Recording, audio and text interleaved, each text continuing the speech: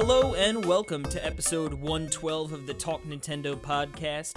I'm one of your hosts, Casey Gibson, and joining me this fine evening, as always, the one, the only, Mr. Perry Burkham. Oh, thank you. Oh, you're very welcome. And a very special guest is staying up past his bedtime. The old man, Justin Nation, joining us once again. I've been holding off on my prune juice, so. Yeah. Yeah, not yet. I took my Metamucil though. I'm good. Yeah. How's it going, Justin Nation? Busy, but yeah, a lot of games. It's just nothing new. Yeah, it's crazy.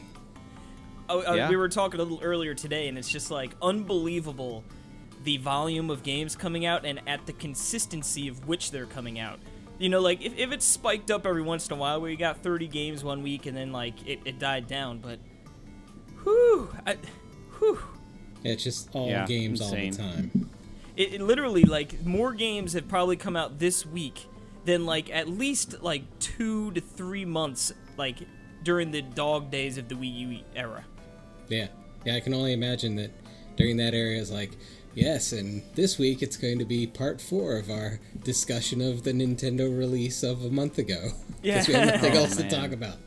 Dude, those were the days when we used to have the I Demand You segments and all these fun segments, and now all of a sudden Nintendo and every other developer is like, nah, you guys don't have any more time. No more free time for anything past a week or two old.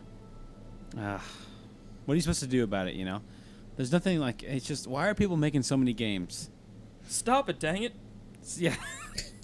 How dare they? I know, it's crazy.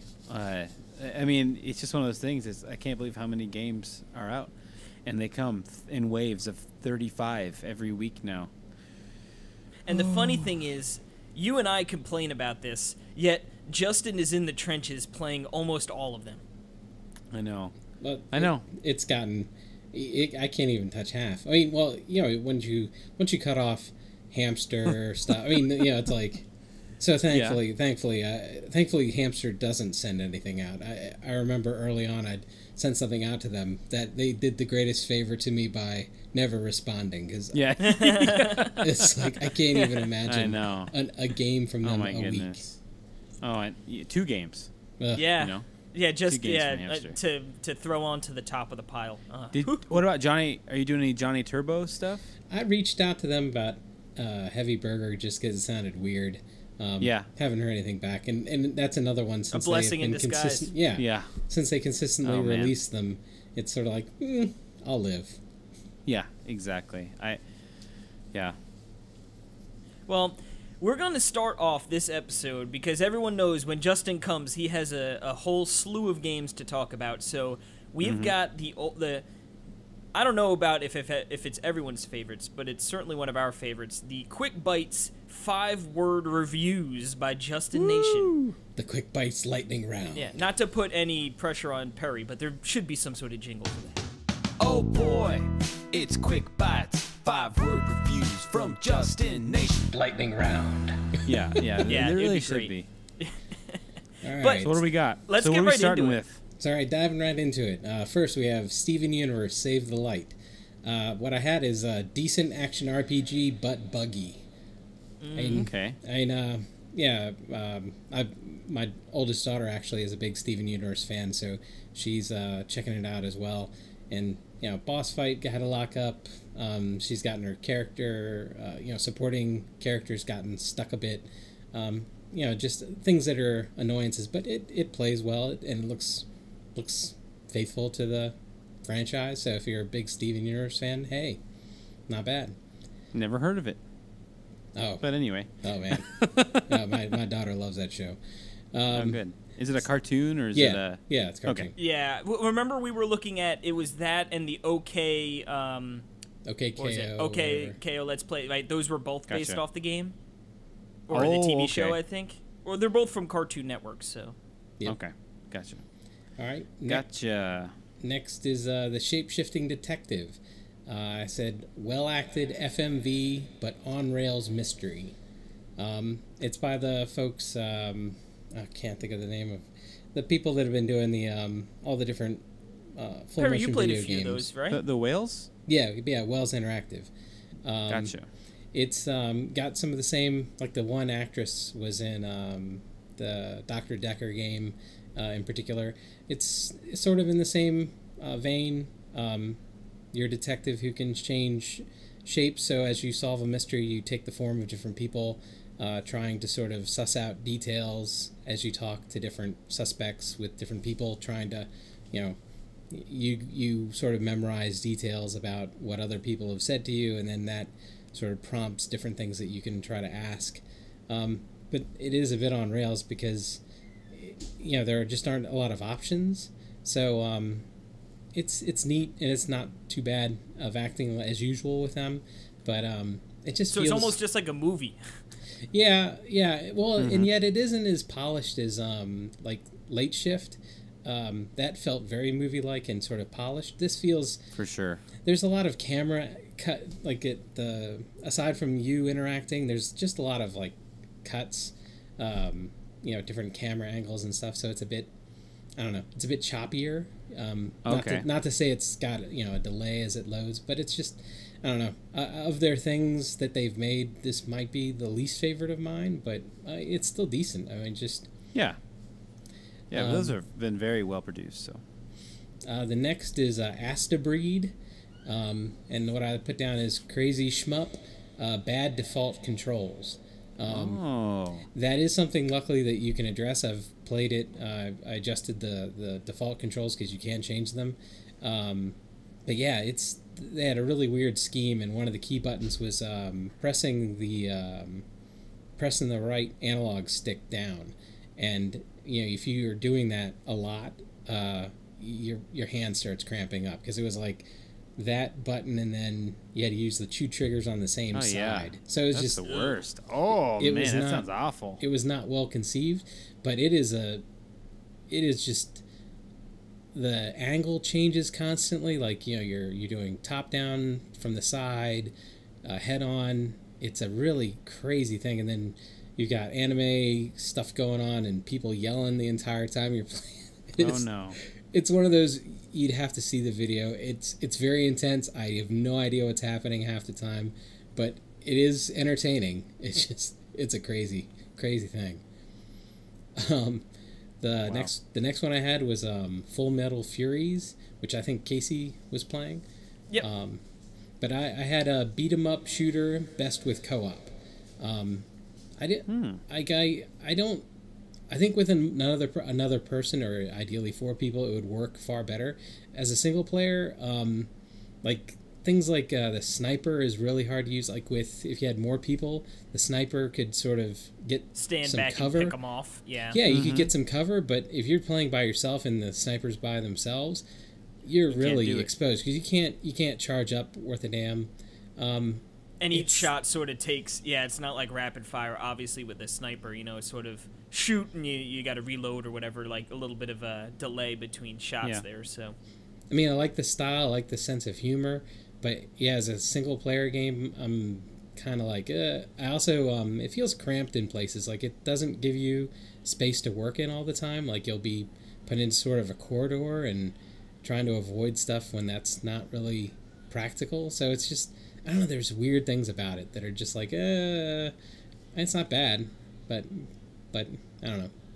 I'm not feeling it as a single player. I'll hopefully this week I can get a chance to play it co-op some. Yeah, cool. Next one is Rage in Peace. I put patience testing memory game and cheap. Cheap as in price or in quality? No. Cheap deaths. It's a little trolly. Yeah, because it's sort of funny, because it has ridiculous things that are killing you. Like at one point there's like 2 puddles, and if you don't watch it, a shark jumps out and eats you.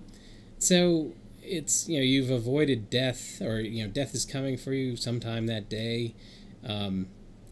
but like the entire time you're playing, like supposedly you're barely avoiding death. So basically, you're going to move X number of steps and be ready for something to come for you, whether it's light fixtures falling on you, random spikes that just happen to pop up out of nothing in the floor, like I said, the shark.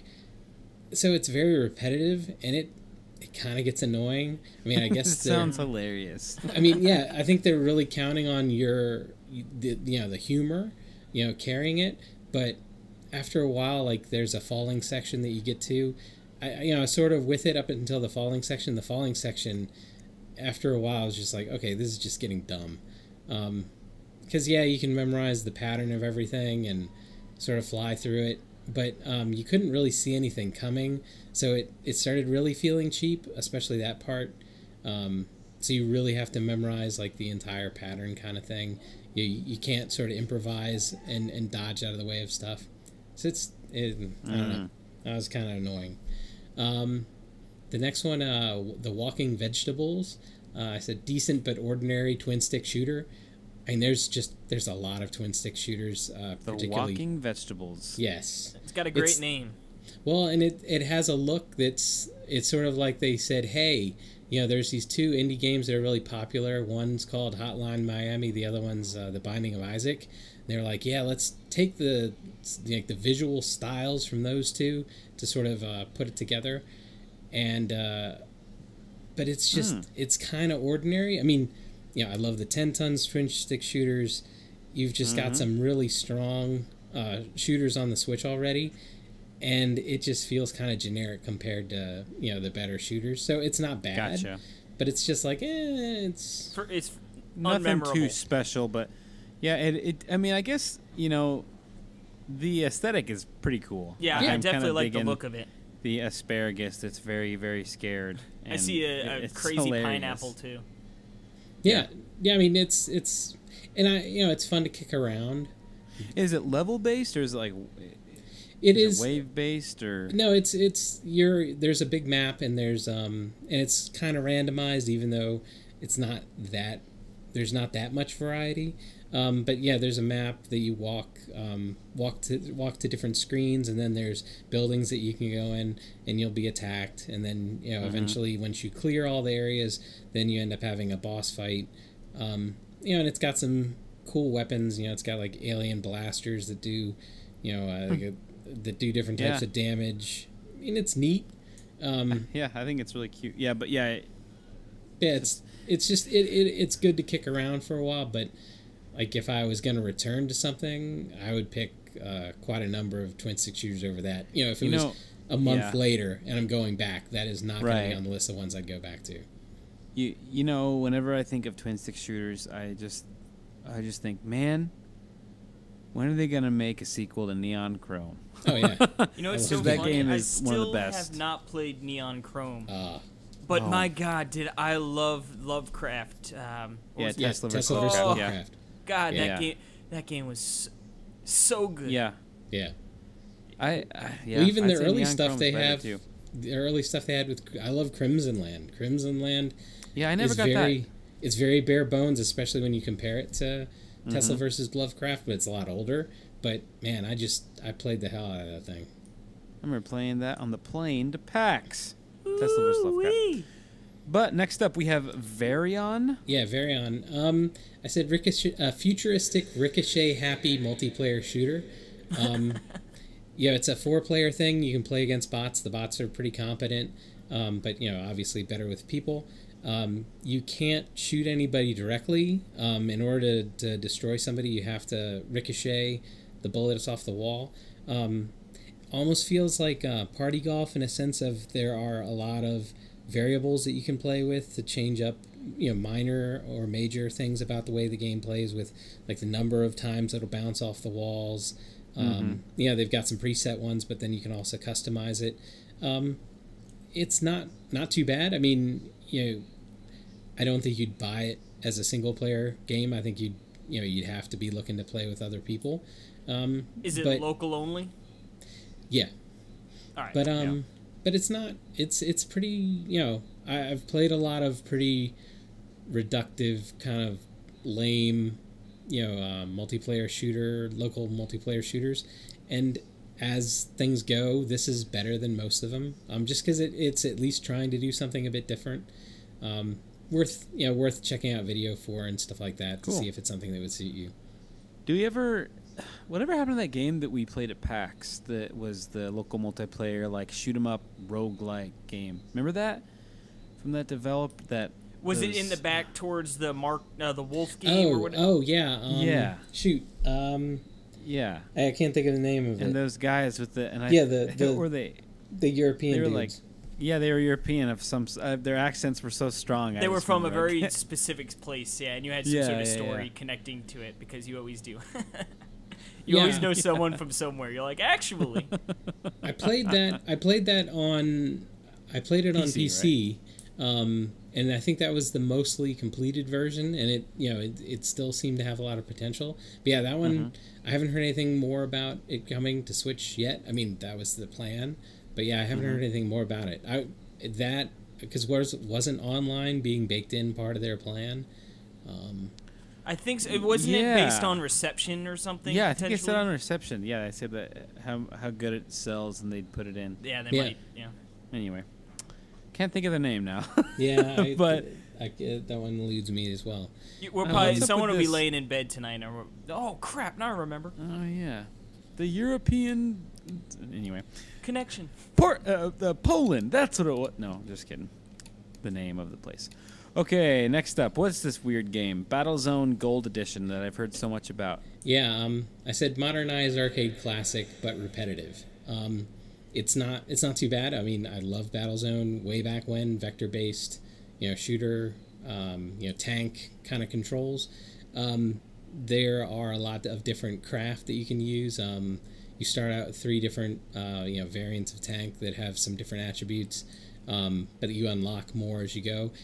And there's sort of a grid of, you can set up different campaigns of different lengths. Oh man, this game looks sweet.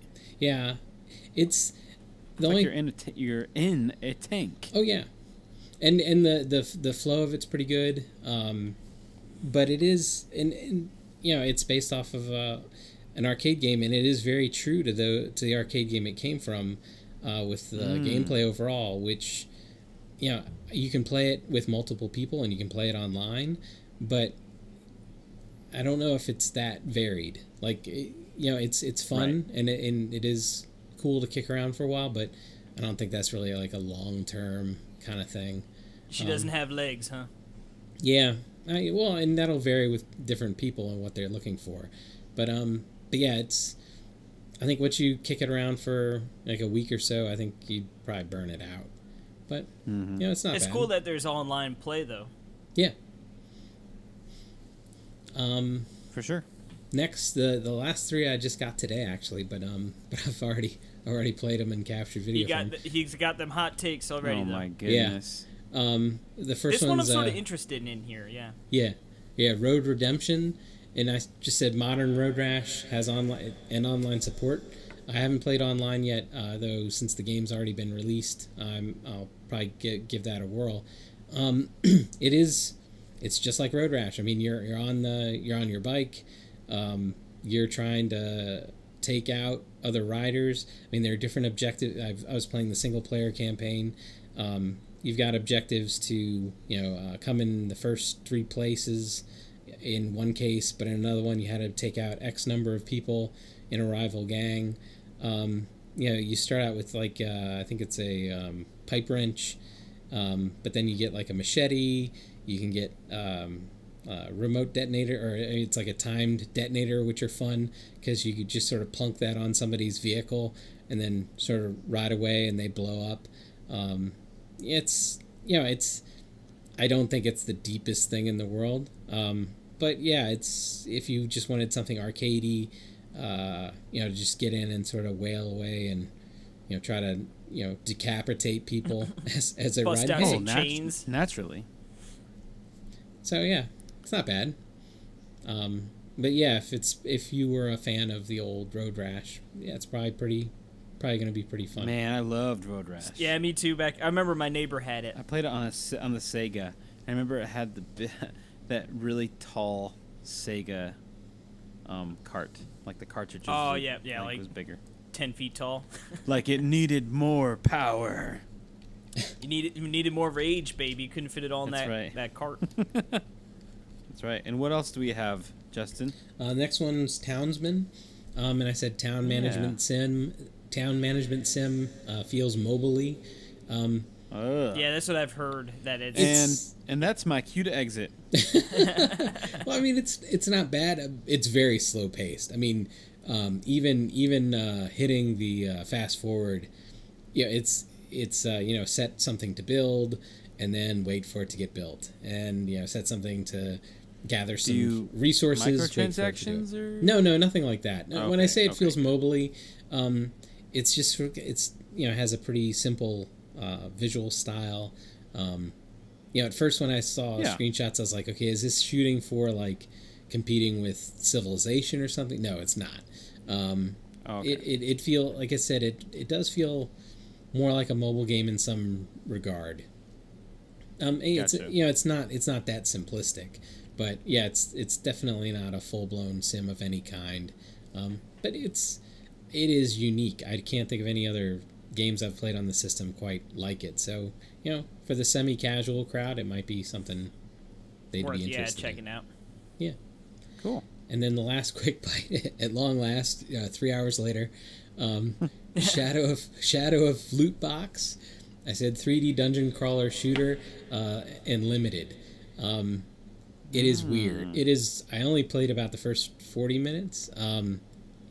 The first level, you have like no skills, and you have to sort of wander around to pick up experience that you can use to level up your character, which gives you the ability to jump and to just manipulate objects. So that's a weird start, and then suddenly you go to the second level, and now all of a sudden you have a gun, and you're shooting at these like monster versions of loot crates. It is just, it's really weird, and it's like super repetitive. Is it like is it making fun of loot crates? Is that the idea? I mean, if it is, it's not saying that those are evil. The mark. I suppose in saying that they're evil, but it's just, I don't know. I'll give it a little bit more time to see if it finally goes somewhere. But it just, I'd be fascinated to see what the design objectives behind it were. Right. Shoot at things. Quest. Make person run backwards and shoot at things. It is super limited. It's just kind of a drag. But okay, that's no good. Yeah, who knows? Maybe level 3 will suddenly get interesting. I don't hold out much hope, but yeah, maybe. Alrighty, well, that's the last of the quick bites. Oh boy, it's quick bites. 5-word reviews from Justin Nation. Lightning round. That was a nice not an entree, a nice smorgasbord of That was like the appetizer sampler right there. Totally, the Nation sampler. You got some of your mozzarella sticks. You got some wings. You got a little bit boneless of that. and regular wings. You got some of the artichoke dip. Some chips. Spin dip. Oh baby, I'm hungry. Yeah, me too. I looked through my PAX notes. The game you were trying to remember, it was Last Encounter. Last Encounter. There we go. There it is. By Exordium Games. Exordium. We'll have to check out what the status is on that bad boy after the show. But. Yeah. But we push on because now we're going to get into the entree. Now that there's still some room after that appetizer. And I think I'm going to kick it off here with a game I had mentioned was playing, but I couldn't actually speak about it last week because the show goes up before embargo. But now I can... But now you may spuck. Now I can spew it all over the place. And that is Moonlighter.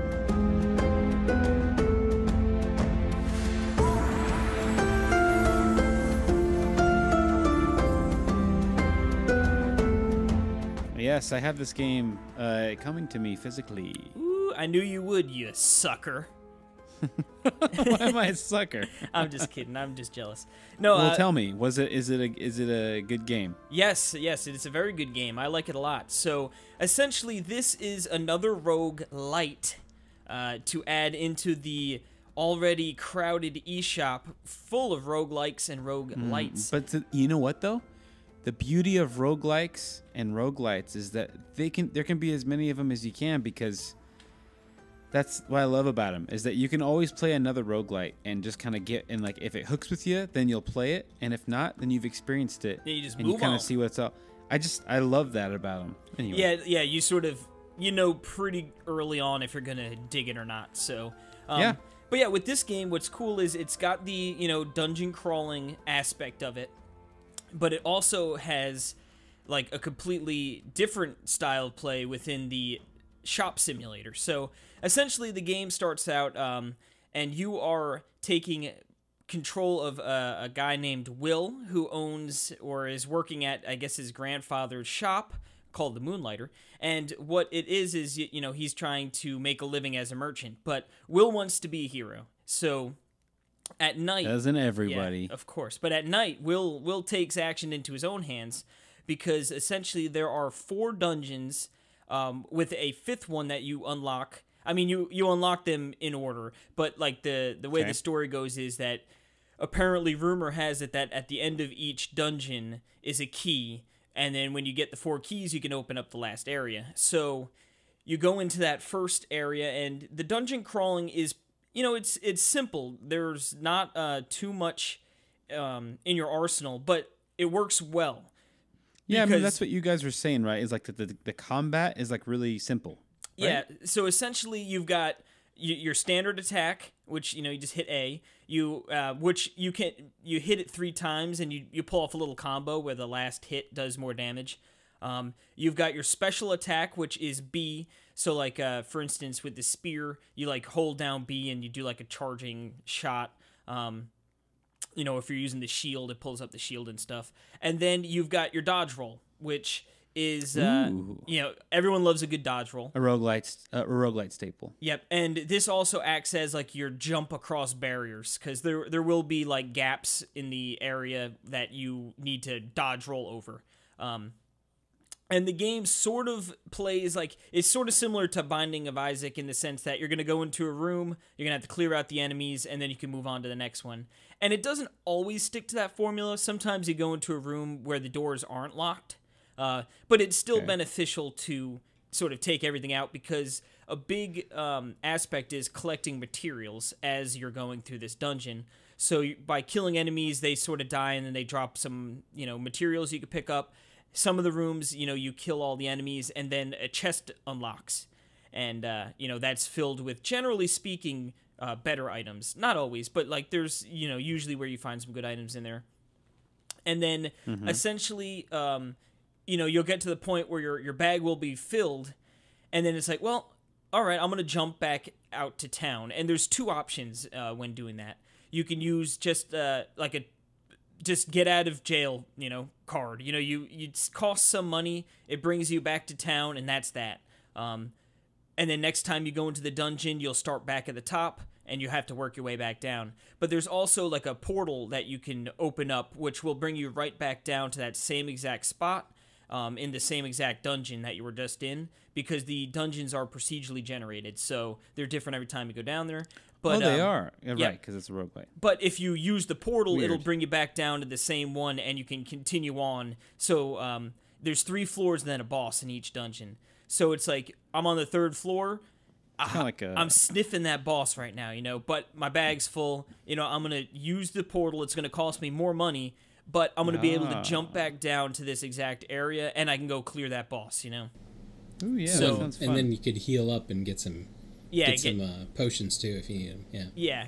And then if you're close to an upgrade, you can upgrade and pretty much beef up for the boss.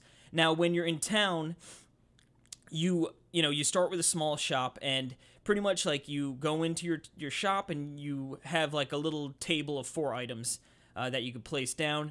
You put the item down that you've been gathered up from the dungeon. You set a price, and you eventually you go down and you hold A, and it opens up your shop, and then people start flooding in. And essentially you need to pay attention to their little emoticons that they give out when they go to look at the item. So they'll go over the look, and you know what? Oh, he smiles real big and his eyes light up gold. That means you price that thing too cheap, and he's salivating at a good price. So that means you're losing profits. Oh. But on the contrary, you can get it where they get annoyed and angry, and you go, "Oh man, I priced that thing too high." So it's sort You of pay this much. you son of a gun. So it's sort of a playing it, you know, paying attention to the reactions and trying to find the sweet spot, which is like just like it's like a normal smiley, like, oh, okay, like this is a fair price, I'm making money, this person feels like they got a good deal, and everyone's happy. And what's cool is it does keep track of this in a log. So, you know, if you only have one item and you underpriced it real bad and they got a good price, next time you could look and be like, all right, I set it to this price and I got this reaction. I'm going to want to adjust it, you know, dependent on that. Now, the annoying thing is, like, there are quite a bit of items, and, like, if you know, always referring back to that book is sort of annoying. But once you sort of find the good price, then it sort of like it pretty much locks in the last price you put in. So like you have an idea of what you charged for it before. So once you sort of get that sweet spot, you don't have to worry about it anymore. Gotcha. But so essentially, as the game goes, the loop is sort of go in the dungeons, gather up materials, come back to town, sell them, upgrade yourself and your town. So as far as upgrades go, you can upgrade your armor, you like your boots, your armor, and then your helm.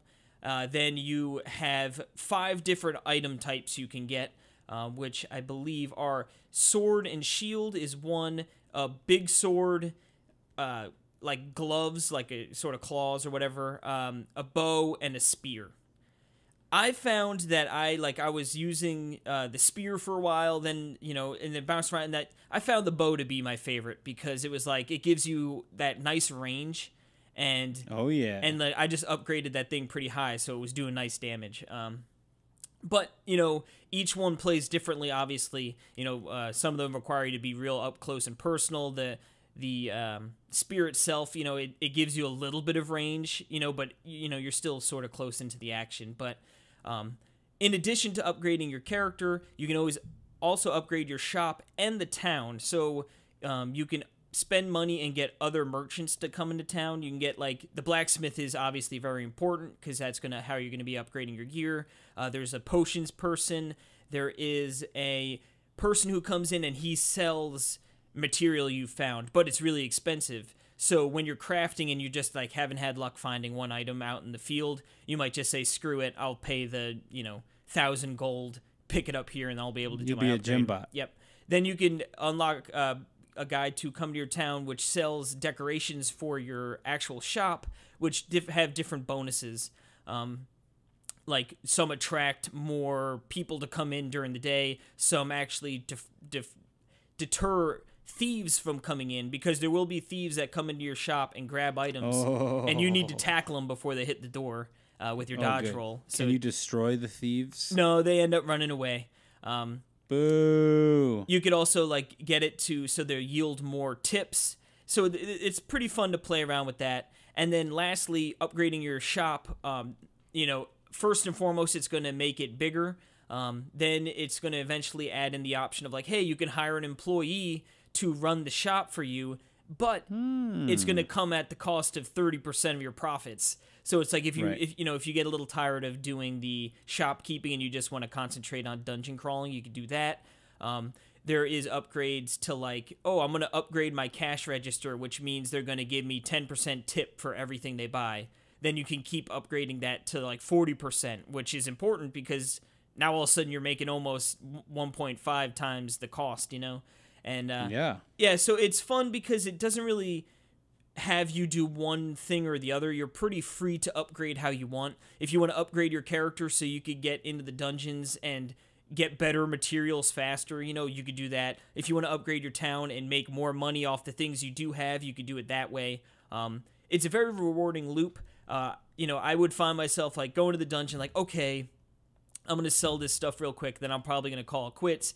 but then I'll have enough for an upgrade, and I'll be like, all right, well, maybe I'll just go now down. I gotta go try this out. Yeah, I'll go down and do one more, So it definitely falls into that elk of like, oh, well, just one more try, and then you end up playing a couple hours more. But yeah, it is a difficult game, but not unfair. Like there will be rooms that they're like, holy crap, like Perfect. This is overwhelming. A lot of these enemies, but then it's like, all right, I just need to focus on getting rid of one of these at a time, and the bosses, you're gonna have to do a couple attempts, which can be rough because if you die in the dungeons, you'll have the option to either just start back in the dungeon, but you'll be kicked all the way back to level 1, or you could go back to your town. And your bag, essentially, you drop everything in your bag except for what's on the top row. So you do keep some of your stuff if you die, but you end up dropping the majority of it. Okay. Oh. But that sounds like a good old-fashioned roguelite.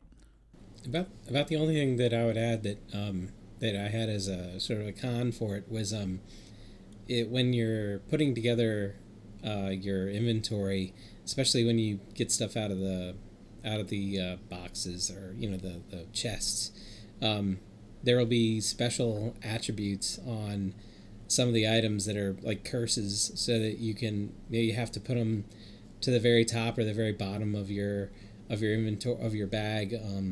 Some of them, if you go back to town, it'll eliminate the item that's in some certain direction. But then there are other ones that'll cancel out the curse. There are ones that'll send items directly to your chest back in your house. I mean, so there's beneficial ones too. But as much as when you're deep in the dungeon, as much as your inventory tends to get full, like I just found that I was wasting more time than I would have preferred managing my inventory. And I get, it was a different element that made the game a little bit more interesting and, in some cases strategic, especially like they have another one that, the item in the direction, so it's, if you had a decent, high priced item, it'll turn the one in to the right of it. It'll turn the entire amount of those into that item when you go back to town. So if you have a high price item, and you can stack the really cheap crappy items 10 at a time, so you could put the crappy item next to it, and when you go back to town, now you have 11 of those high priced items. So I mean, there elements like that sort of made it work, but you've got the dungeon crawling is one aspect, the shopkeeping is another aspect. The amount of time I spent on inventory management almost made that a third type of game, and that was the only thing that was like, it just, if they could have cut it back by 50% somehow, or made it slightly more efficient, or if they even just had a quick button for sending stuff through the magic mirror, that the other thing you can do is you can send the item through the magic mirror, and you'll get a certain percentage of what you would have gotten for the item. So that's, when your inventory is full up, that's the best thing to do, is just send it in there. At least you'll get something for it, type of thing. But you had to manually grab the item and then put it into there. So and I understand, if they made it a quick button, most likely you'd accidentally do it with some valuable item that you didn't want to quick sell. I mean, so I understand why they didn't do it, but I don't know. It's like I said, that was the only thing that really bugged me was inventory management felt like a third aspect of the game, almost fully, and it was like, I could have done with less inventory management. But yeah, it's a brilliant game. I like the spear as well, because the spear was great for being cheap, because you can't shoot the arrows over the rocks, but you could get behind the rocks and give him a little poke. Nail stuff with a spear through the rocks, over the rocks. You hit them with the spear. So the spear was great for being cheap. It was I liked the spear a lot. Now I should also say two things as far that would be negatives, I guess, a bit. Well, one, definitely, I did encounter a few soft locks where, one of the portals I set up, I was back in town, I sold everything, and I would click back into it, and it would just get stuck on a loading screen. So then I was like, okay, let me exit out of here. I get, hard close the software, restart it up, went back in, and that happened 2 or 3 times, and eventually I just like, well, I guess, I'm giving up on that. Hopefully I can just go back into the dungeon normally, and luckily it did work. But that was sort of annoying because that was one of those cases where I was like right outside the boss, and I was like, all right, I'm ready to rock and roll here. But and then another case, I was just shifting from one floor to the next, and like, you go in the door, and then all of a sudden like a little animation happens where the door like closes behind you, and then you normally go to the next level. But I got stuck there, and like I could hear my character doing the dodge roll behind the door, and I was moving, but I was stuck there, so I had to restart again. Again, it totally reminds me of Bomb Slinger. They had a glitch on the when you're about to face the final guy, and I did it twice, and I actually sent them an email because I had it recorded. Dang you! Oh man, because it was like you just got trapped. Like you just like walked off the map, and then you were just like trapped. And so that feeling, especially when I was just about to face the final boss, to beat the game. Kick in the pants, Twice. It happened twice. Anyway, yeah, that stinks. But yeah, I mean, it's a kick in the teeth. Luckily, it was, this didn't happen all the time, but it did happen. So, and then just towards the latter part of the game, I did find myself having to grind a little bit, going in, doing a couple dungeon runs, getting up some materials, coming back, selling them, and then going back down just for the purpose of, gathering up some gold. Oh, you never grind in games. Well, no, I know. But, I'm just saying, it got a little grindy. But, the game is fun enough where, it wasn't like the end of the world. But I just figured it was worth noting. I hear you. Well, I'm excited to get this game. This game looks, especially from what you just, because I saw the game, I saw the art styles, like, I'm sold on it already. Like, it already looks really cool, and I kind of heard good things, so I was like, okay, I'll get it, but I don't really know too much about it, and I've kind of been avoiding all talk about it until this guy came and told me every single thing that happens in the game. Now you don't even need to play it. Yeah, thanks, And the way Casey. you beat the first boss is you... Yeah, exactly. And then what you're going to want to do is take 3 steps to the right. Not 4, not 2, but 3 steps. But yeah, no, very definitely a very fun game that, if you're into roguelikes, definitely worth checking out. And if you're not, or if you haven't played a roguelike, I feel like this would be a good one to get into because, like I said, it's easy to get into, and it is tough but fair. So, you're not going to just like slam your head against the wall for forever, but yeah, it's not as punishing as a typical roguelike, I would say. It's hard, but it's not brutal. Yeah, for sure. Well, that's perfect for Casey then. Yeah. For baby boy. Well, this next game we're going to talk about is a compilation of games, and the more I think about it, the more insane that it's 40th anniversary. 40th? Is that possible? Can games even be 40 years old? Gamers can be. Yeah, I would say Justin remembers when this game came out. Yeah, this is back in his college years. Aw, man. So you gotta do me like that.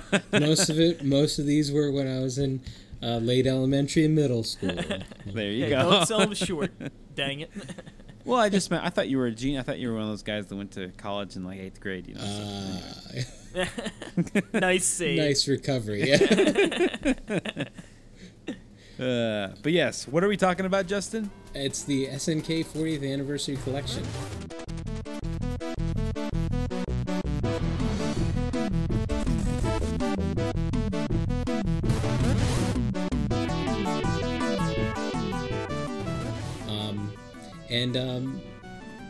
A fair number of these, I played in the arcade, and quite a lot of in the arcade. I actually didn't play the console games they have in here, including Chrysalis, which a lot of people have a great deal of nostalgia for being kind of Zelda-like. And when I played through that, I've heard so much about this. When I played through Chrysalis, I can see the comparison, but still, it's that from that 8-bit era, so things just have quirks. It's right. There are just things from that era that modern. I think if somebody hadn't played any 8-bit games, they'd get into it and they go, what the hell is this type of thing. But, if you've played them, right. you understand. It's, it was a different time. People's expectations were very different. And obviously people were experimenting and trying different things. So, not everything was great. But hey. But there wasn't 40 games that came out every week. Yeah. 40 games a year if you were lucky, probably. Yeah, seriously. Anyway, so yeah, how many games are on this? There's 13. There's 13 current. Well, there were 13 when I got the version that I was reviewing. I still haven't posted a review, but there are still 11 more to come. So they've still got more coming. Ooh. Whether any of the ones that are platform. Whether they're ones that are still coming are, like top shelf, I wouldn't know, because I don't think I've heard what the list is of the ones that are still to come. I think those are supposed to come early December, is what I'd seen. So, of the ones that's interesting. Releasing a compilation like that, it's pretty cool. Well, and then releasing more, yeah. And it has a really, if you're an archivist or somebody who's interested in a preservationist type of thing, there's a museum mode that it's really neat. It'll walk you through different. It's a lot of the promo art and sort of the history of the company and the games they released in order, by year. And they'll have like magazine ads from both from Japan and from the United States. So it's kind of an interesting thing to walk through. They've got factoids peppered. Totally, that's really cool. There. I like that. Love it. Another neat feature is you can basically set the game to play itself. So you can watch the game being played. In some cases, like when I was watching it play Vanguard, it plays it in a way that no human would play, especially the final boss. Oh, I guess like if you were really, really high level, if you were really high level, and you like really knew exactly the way the game or the final boss worked, you might have somebody who did what the computer did, because it basically trapped itself into a very small space, and it would have been destroyed in like another few seconds, but it hit the boss just enough times that it destroyed it. So yeah, somebody might have done it, but like if I was playing, I would have totally stayed at the bottom of the screen and been shooting it from a distance. It like got right up in the boss's face and like it's like right in front of So it. it's almost like a TAS. You ever hear those where like it's like perfectly programmed, like pixel by pixel? It's does, doing crazy something stuff. like that. Yeah. But and the neat thing about that too is you can let it do that, get to a certain point of the game, then you can actually choose to start playing at that point. And then it has the that is so neat. So if you get stuck, and it has the other convenience that it has the rewind feature as well. So did you capture gameplay of it playing itself? No, I didn't capture it playing itself. That would be funny for your first Nindy Spotlight. Well, I think it was like an hour. I captured video of all the 13 initial games being played. I didn't when there were console versions of arcade games. I didn't capture the console versions because like the console version of Ikari Warriors is kind of garbage, especially when you've got the arcade version to play. So unless you specifically it have has great both memories. Arcade and console on the same. For some of the games. Ones? For some of the games, not all. Gotcha. But like those particular ones, I didn't really see the purpose in playing the console version because, they're just a shade of the arcade version. Right, right. But the one thing I was pleasantly surprised by, because in particular, I was always a big fan of Ikari Warriors and Victory Road, which is Ikari Warriors 2, basically. Those two are probably the favorites of mine on in the collection. Those had the really unusual, the 8-way positional joystick that you'd rotate in order to change the direction of your fire. It was it's just a unique kind of thing that I think they're the only company that ever, released that kind of joystick, and it was a very unique way of playing. They've emulated that basically using the dual sticks, and it actually plays really well as a dual stick game. It's still eight way fire, so it's not like it's an analog kind of thing. It's still very digital, but it works really well. Particularly that is important because at Victory Road, you can get a sword that you can actually slash with to like for some of the bosses, they'll shoot like heads at you, and you can sort of slash the sword to to knock them away. So it's really important that motion is there, and it plays really well. So it's one of those things that I think for people like me who played at least some of these games, there are games on it that I don't remember, and in the case of some of them, I very well may have played them, but they weren't very good, so I've like willfully forgotten them. Because there's a shooter. I can't even think of the names of some of these, but I played them for about 5 minutes and was like, I don't need to play that again. That's like most arcade games now. I mean, for the most part. Yeah. So I think really, the target audience for this is people who already have nostalgia for these games, and there's at least 3-4 games that they remember playing fondly. Now, whether or not you're going to play it for very long, who knows? Because I mean, a good example is I've got the arcade classics Punch Out and Mario Brothers, and for the Switch, I've played those like 3 times maybe. Yeah, handful. I've got a lot to play, so that's it. It's a bit of an easier. I can't believe you actually have those, just to be honest. But I have them because I love the games, and every once in a while I might go play them. But I'm not going to spend a lot of time on it. I was say, what's Justin's when I just nightmare? Got owned at PAX on Punch Out? Yeah, we were playing that arcade, and I couldn't even beat Glass Joe. Oh man, that's embarrassing. It was. Well, I mean, he's used to it, but it's different though. It's different than the NES one. Well, I was going to say, what's the worst thing for Justin possible? Like some sort of compilation that includes like 20 games. Yeah, I know. Yeah, exactly. Like, I've got 10 games more to play, coming. And one's actually 20 games. Yeah. And a lot of them are bad. Yeah. Well, I was going to say, try to write a blanket review. They all suck. Yeah. Yeah. Keep it simple. There's a 3-word review, not even they 5 all words. Suck. Yeah. Not even. Yeah. It might be 20 games, but only worth 3 words. But well, I think you've sold me on this just because I think looks like they put a lot of effort into. You're easy to sell to, Perry. I am? Yeah. We sold Moonlighter and the 40th anniversary to you. I already bought there. Moonlighter. You didn't sell that to me. Nope, sold. So Too late. I already put in the books. Yeah. So, I mean, would you say your overall experience, Justin, is like it's a good one? Yeah.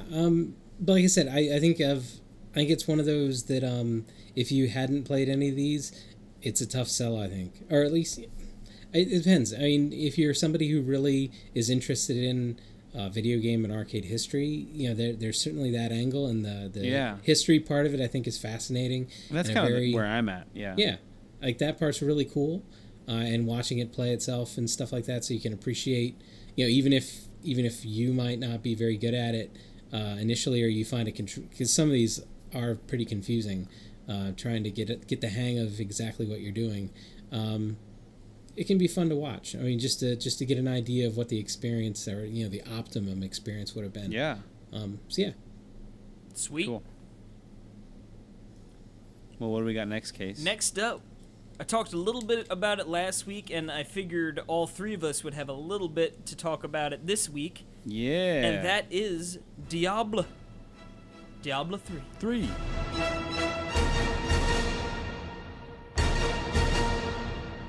Yes. Diablo 3. Yep, so I put some more time into this bad boy over the weekend, actually quite a bit.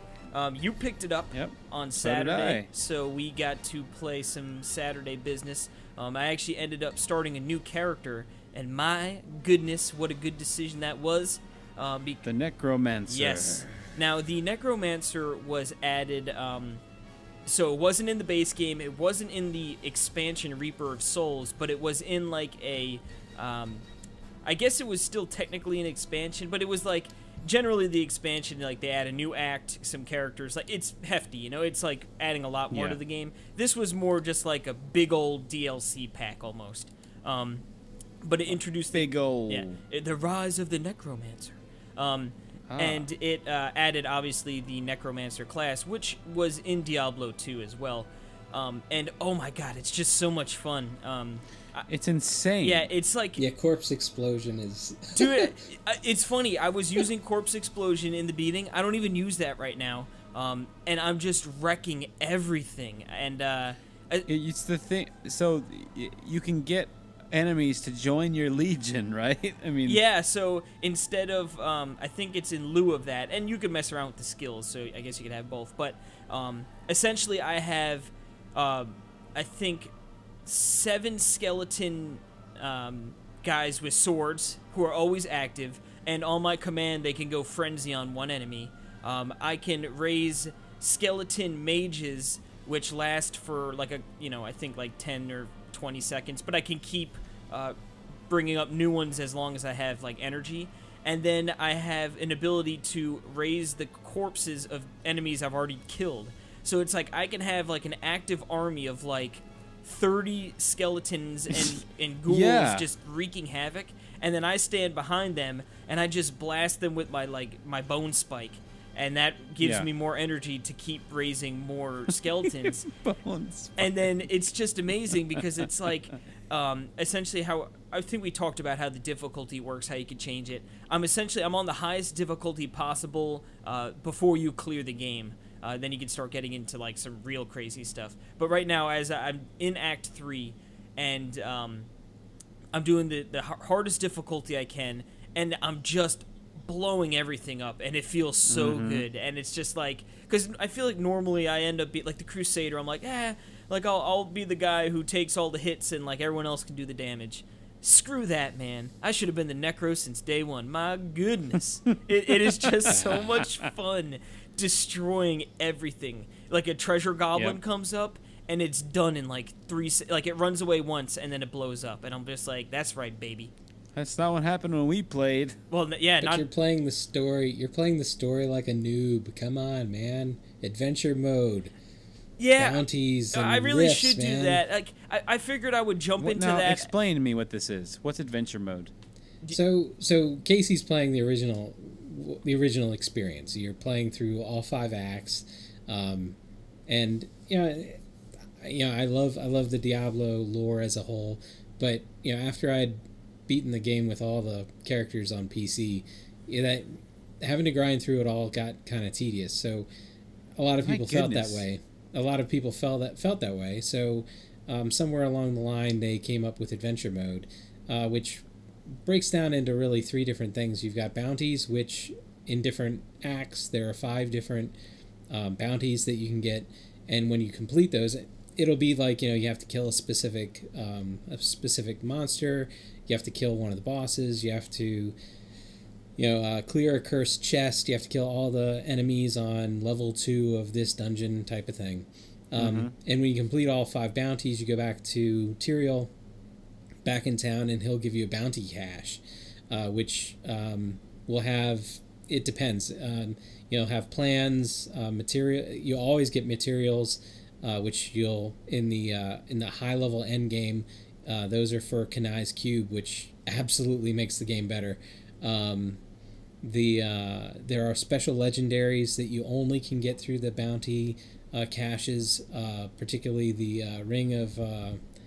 it's the RORG, Ring of Royal Grandeur, which lets you, with set items, so if you have a set that's 5 items, it'll let you get the full power of the full effect of the set. Yeah, the full set bonus with one less element.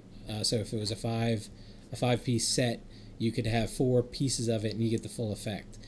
So that really, in the end game and the late game, that allows you to really manipulate and play with different builds and do crazy things. And that's where Kunai's Cube comes in, which is something that you can obtain from Act 3.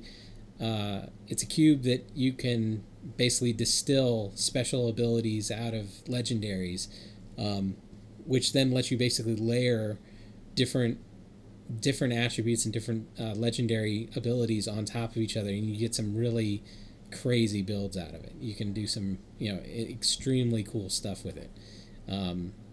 So for me, as many times as I've played through the game, I don't even bother with the story. I just go straight to, I've already got my level 70 character. I think I'm already up to like Paragon 25. So let me ask you a question, because I figured, like, having not played adventure mode, I figured I would go through the regular and then you jump in adventure mode afterwards. So I guess essentially, if you just skip right to adventure mode, you just level up quicker, and like, and don't. Yeah, can you it's a lot easier. Can you just like, oh, I'm just gonna jump into Act 5 because why not? Or is it? Oh, okay, all right. See, I figured I would play through, and it's been a while since I've played through, from beginning to end. So I figured, like, get to that, I'd get capped, because I don't know what level I am. I'm pretty high because, like you said, with going the harder difficulty, you get so much extra bonus experience. Yep.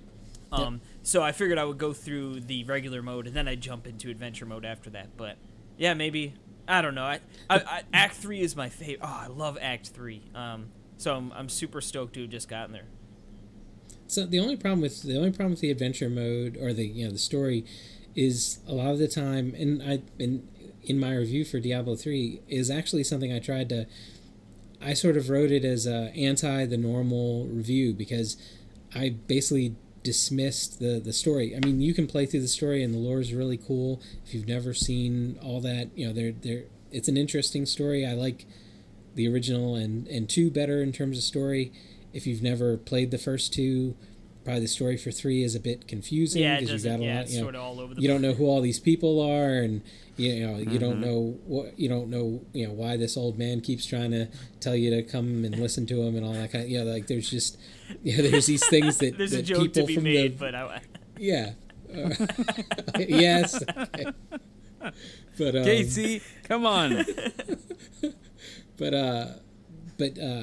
the adventure mode really lets you streamline, and with the seasons, the adventure mode is really the only thing that makes the seasons worthwhile. Because, and do you know about the seasons and this, why you want to play a seasonal character? Which I'm really glad, with the bonuses and leaderboards and stuff. Well, it's the bonus is if you play past level 70 and you fulfill the season objectives, you'll end up accumulating a full set of a full set for your class, which makes you, like, you basically usually can jump from, like, if I had my level 70 character and I had, say, only 4 out of the 6 for a set, I could probably play competently at like Torment 1 and do pretty well. And by just completing the set, like the amount of damage I'll do will increase to the point that I can jump like straight to Torment 3 or Torment 4, just straight on the damage. That now you're going to be beholden to whatever skills that set is focused around, which might not be the way you want to play. But yeah, you get very powerful with a full set. Especially if you really don't have anything else going, but you have that set, you can wreck. I mean, it's just you can do ridiculous damage. Nice, but yeah, nice. But the bounties are good. Then you've got rifts, which just keep changing things up. You go to different environments, different combinations of mobs and monsters, and then when you're at level 70, you can do greater rifts, which will give you when you complete those, you get you actually don't get any gold or gear when you're doing a greater rift run, so there's no chests or things like that. But at the end of the run, you get special gems that you can use to further customize and enhance your character. Depending on what class you're playing, you want to use different types of gems, and you can power those up past level 30. And once you get to level 30 on those gems, they'll have a secondary sort of attribute that they unlock. So yeah, if you want to play really high level, you're gonna get Kenai's cube. You're gonna layer these different things on top of each other. You're gonna max out your gems to complement your play style, and you become really powerful. I guess I've probably gotten past Paragon 100 on like 4 different seasons. Yeah, it's fun. I guess it's just once you get rolling, it's a lot of fun. Yeah, it's easy to just sort of get So into you it. like this game, Justin? Oh yeah, I've played. I think on PC I've played over 600 hours or something. My goodness. And I've been playing it since the beta, so like way back. Yep. Yeah, it was a little rough in the original launch with the stupid auction house. Oh but yeah, God, once once they got through that phase, it got a lot better. I remember just playing through that beta up to the Skeleton King with all the different classes. Yeah. Like, this is amazing. Yep. But I want to hear or let Perry sort of give his impressions being the first time. But real quick before we do, and we'll limit this to real short because we could probably go on a tyrant for a while. Diablo Immortal. What are your impressions? I'll give it a chance. I mean, I'm not a snob. I don't know. I don't have high hopes for it, but it expands the audience. I'm sure it helps them get penetration into the Asian markets, to try to make the brand even bigger. So man, it's a strategic move. I mean, what do you think, Case? My opinion on mobile games. I'd say it's disappointing, especially since the story is going to be focusing on like the more immediate aftermath of the end of Diablo 2 with the World Stone and stuff, which Diablo 2, again, one of my favorite games of all time. Like, really, the story's great, and I would love to see a continuation of it. So I'm probably going to most likely pick it up.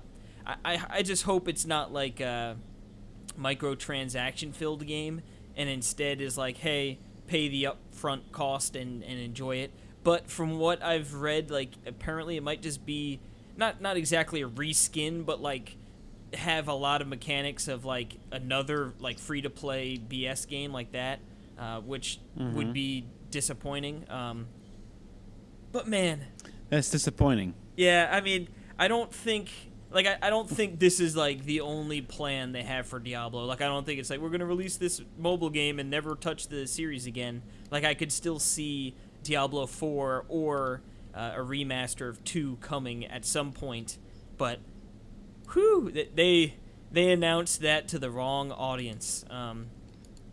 It's because it's like a huge... After hyping up some announcement, that was not the announcement. Yeah, a huge convention filled with, like, your most hardcore PC gamers, and then they, like, dropped the mobile game. And then I saw it was during, like, a Q&A, and the guy was like, hey, like, do you plan on porting this? Like, okay, we get it's coming to mobile, but, like, is there going to be a port to the PC at some point?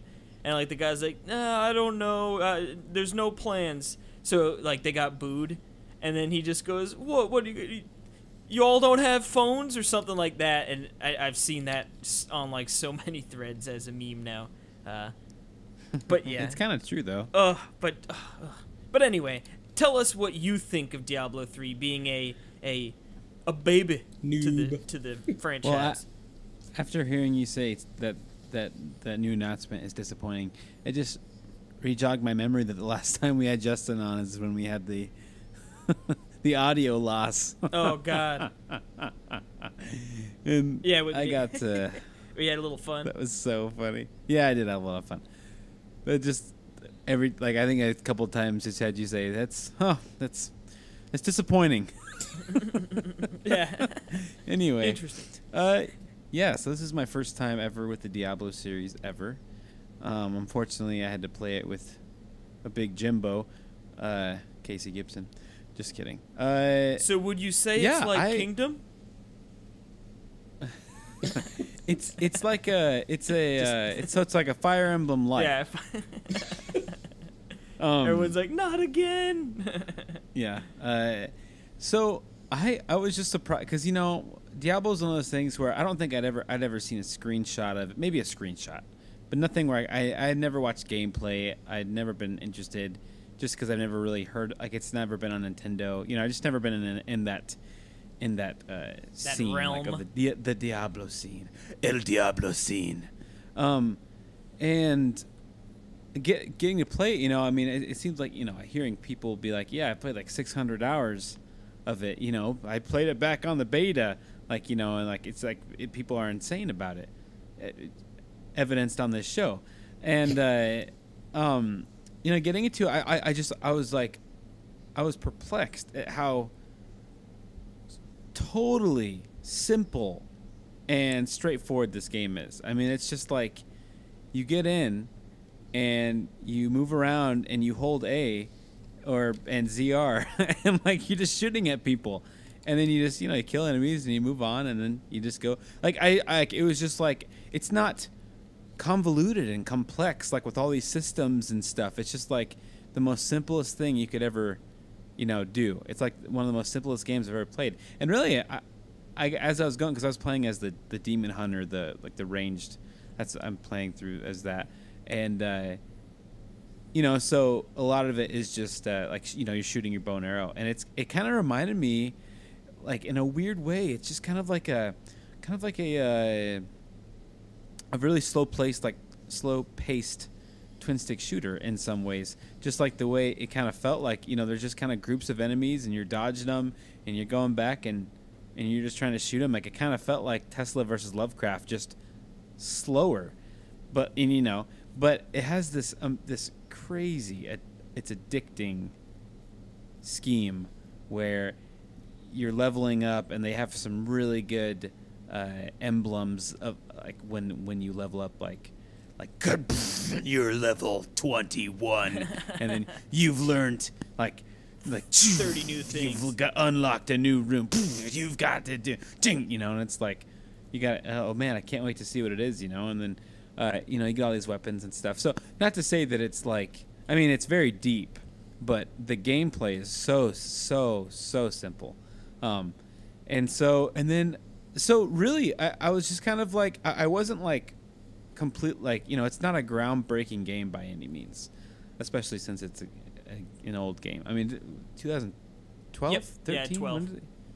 12, yeah. I mean, you know, not that it's bad. I don't mean bad in any way, but it's like, it's not some crazy game I could never thought of. And I think the best part about the game is, first, well, there's a couple of things. First is just how smooth and perfect that game runs.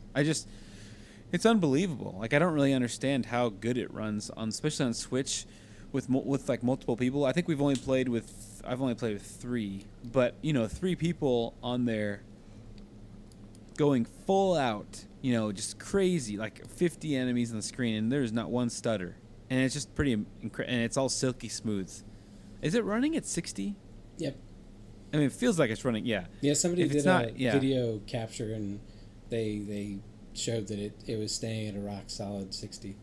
It's insane. Yeah. So, hands down and like I was telling you, Casey, like, I feel like if this game was stuttery, I wouldn't have liked it half as much.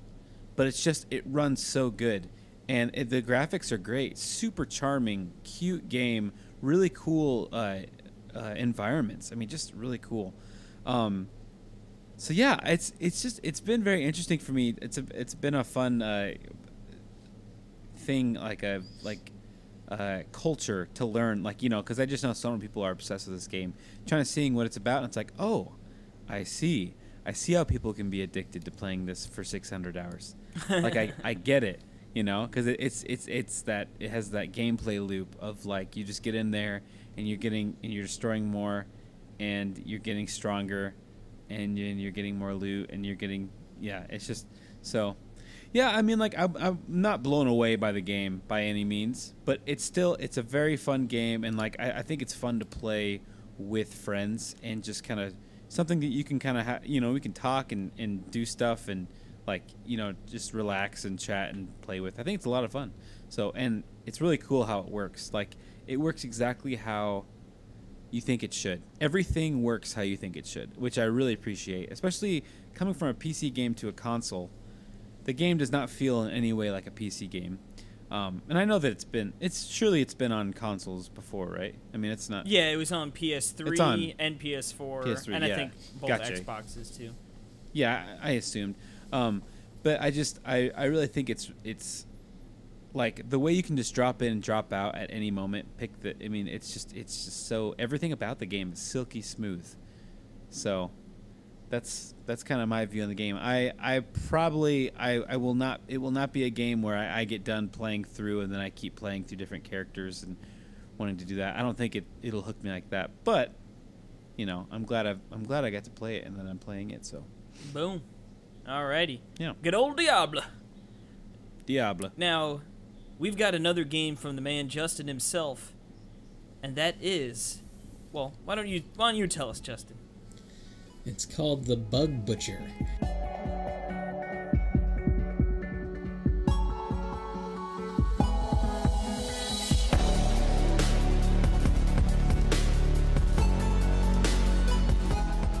And this is one of those that I hadn't seen anything about, and it sort of snuck up. And it didn't, its name didn't sound all that, special, so I really didn't know what to expect. But pleasantly surprised with this one. If you've ever you've been played, raving about this one. Yeah, if you've ever played the classic arcade game Pang or Buster Bros, depending on which region you played it in, it's basically like a juiced up, faster, more intense version of that. And so anybody who doesn't know what Pang was, it was very vertically oriented. You were on the ground and you're always shooting up at different different creatures that would generally bounce in some way, and it would do the thing where you shoot the creature or the enemy, and it's going to break into two parts, and then those will break into two parts again. So there's a lot of play where you have to worry about trying to shoot a sequence of them so you don't end up with 20 different single items bouncing around that might hit you.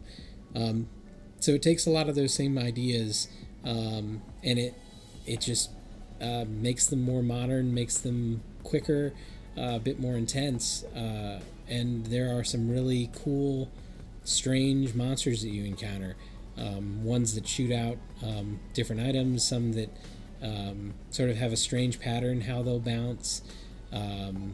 There's some that never bounce down but will zap you, so you have to be really mindful of when you can see the animations that are about to do their zap thing. You have to sort of stay out of the way, but you're given a multitude of different power-ups to work with, homing missiles, a laser, Gatling gun. So there's minor opportunities to upgrade your skills and stuff like that, which are nice. But really, the core gameplay works really well on its own. And I really love a good shooter. And we talked about a shooter earlier with the Walking Vegetables. Just an okay shooter. This one's I kept playing it, and I went back and granted it's not in wide release, but pretty much all the leaderboards that I wasn't number one on, because it does keep global leaderboards. I went back and made sure that I was number one on it. So had to keep your spot atop. Yeah, and that won't last once it's in wide release. It never does.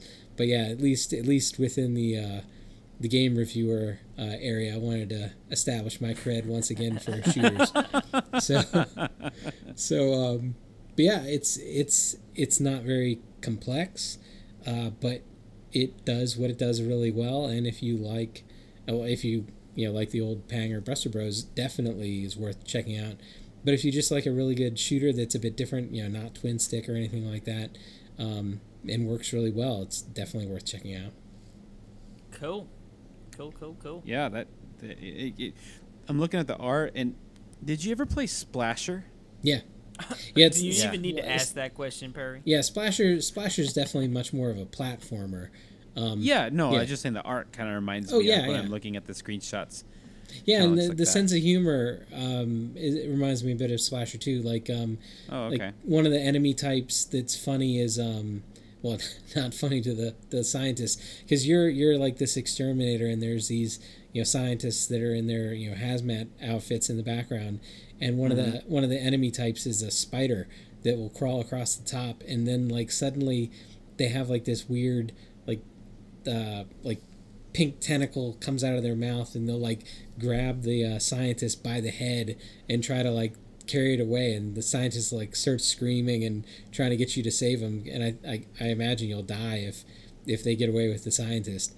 And there is a time limit for these things. Not that I only at the very end on the very last levels did the time get to be a factor. Like I think the last couple levels I beat it within maybe there was only like 15 seconds left or something, and the story was if the area is still contaminated within X amount of time, like the emergency system goes into overdrive and will eradicate everything. But so there's a time factor too. Like I said, I don't think I typically had a problem with that. Either you die or you tend to complete it quicker than that. But I guess if you're inefficient, maybe if you're not very good at it. If you stink on ice. Well, I might just have to try this out. Oh, he sold another one. Yep.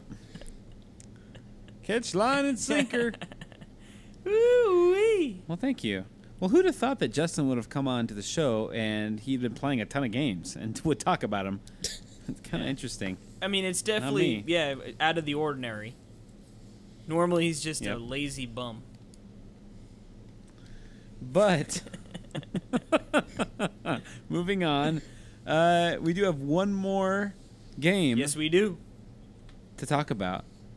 And we actually kind of mentioned it a little earlier, but this is from one of our listeners and good friends, Estuardo. Yep, we reached out to the man. He reviewed a game for us, and we're going to read it right now. And what's that game, Case? That game is OK K.O. Let's Play Heroes. All right, so I need to work on my Mexican Spanish accent a little bit, but you probably just kidding. I'm not going to do that. I'm not. I can't. It's probably for the best. I wish I could, but you know what? We should have just had him record it and send it in because his voice is just so, dare I say, sexy. But okay. Ooh. Anyway. Okay, so this is the OK K.O. Let's Play Heroes. He says, in this 2D beat-em-up adventure with 3D depth, you help knock out or KO. I was filling it in. But you're trying to get cute with it. His name really is KO. Yeah, you help KO in his quest to become the hero that he's not, all while trying to save Lakewood Plaza Turbo from the evil mind of Lord Boxman and his army of many different robots. Now, I don't know if it's Boxman or Boxman, but I'm going to say Boxman. It's probably Boxman. Anyway, the controls are very straightforward. You move with the left stick or the D-pad, jump with A, and attack with B. Your specials are located on X and Y. The learning curve is so small that virtually any person can pick up a controller and get it into action. My 13-year-old kid started playing it, and it was so natural that he looked like he had a couple of hours into the game already. There you go. It's easy to pick up and play. Casey, you could play Sounds like my kind of game potential. Yeah. Graphics are what you'd expect from a video game based on a cartoon. Colorful, vibrant, very much alive. Basically, a visual magnet for every kid. Even though the story is very linear, I'm guessing. Yeah. Sorry, I should have said. In my opinion, this game is more suited for ages 10 and up in grand part because of the RPG elements that play into the game, which I'll try to explain next. You will need to buy POW cards, or hero cards, and level up your heroes with tasks that are given to you by said heroes, in which they can unlock Powie Zowies, which is the best thing ever. Zowsies, baby. Yeah, special attack moves. Once you unlock Powie Zowies, you can equip them on either X or Y. Each hero has different specials, so it's up to the player to mix and match to find the correct combination that feels right for the enemy ahead. That's cool. So like you swap them around for the enemies. Swap. Everything is nice. Everything is nice and organized on your on your bind. Sorry. Yeah, your bindings. Key bindings. I would imagine. Gotcha. Quest, tasks, POW cards, Powie Zowies, moves, boosts, settings, and controls. I can't believe that Powie Zowies is a thing. You buy POW cards. You buy POW cards with in-game currency, which you earn by your days working at Gar's Hero Supply and Bodega. But fear not. Yeah. But fear not, it's only in-game. No loot boxes or real money is involved throughout the game. Thumbs up to the developer Cappy Games and the publisher Cartoon Network for that. That is nice. The combat mechanics are what you expect from other beat-em-ups, punching high and low with lots of jumping and dodging attacks. It can be tricky when facing more than 2 opponents at a time. I found it easier to focus on 1 opponent at a time and taking advantage of those Powie Zowies. I wonder if Estuardo was like, how many times can I get Powie Zowies in here, baby? How many times can I get Powie to say Powie? Playing OK K.O. made me feel like I was part of the recurring cartoon. This in part because of the familiar voices and soundtrack from the show.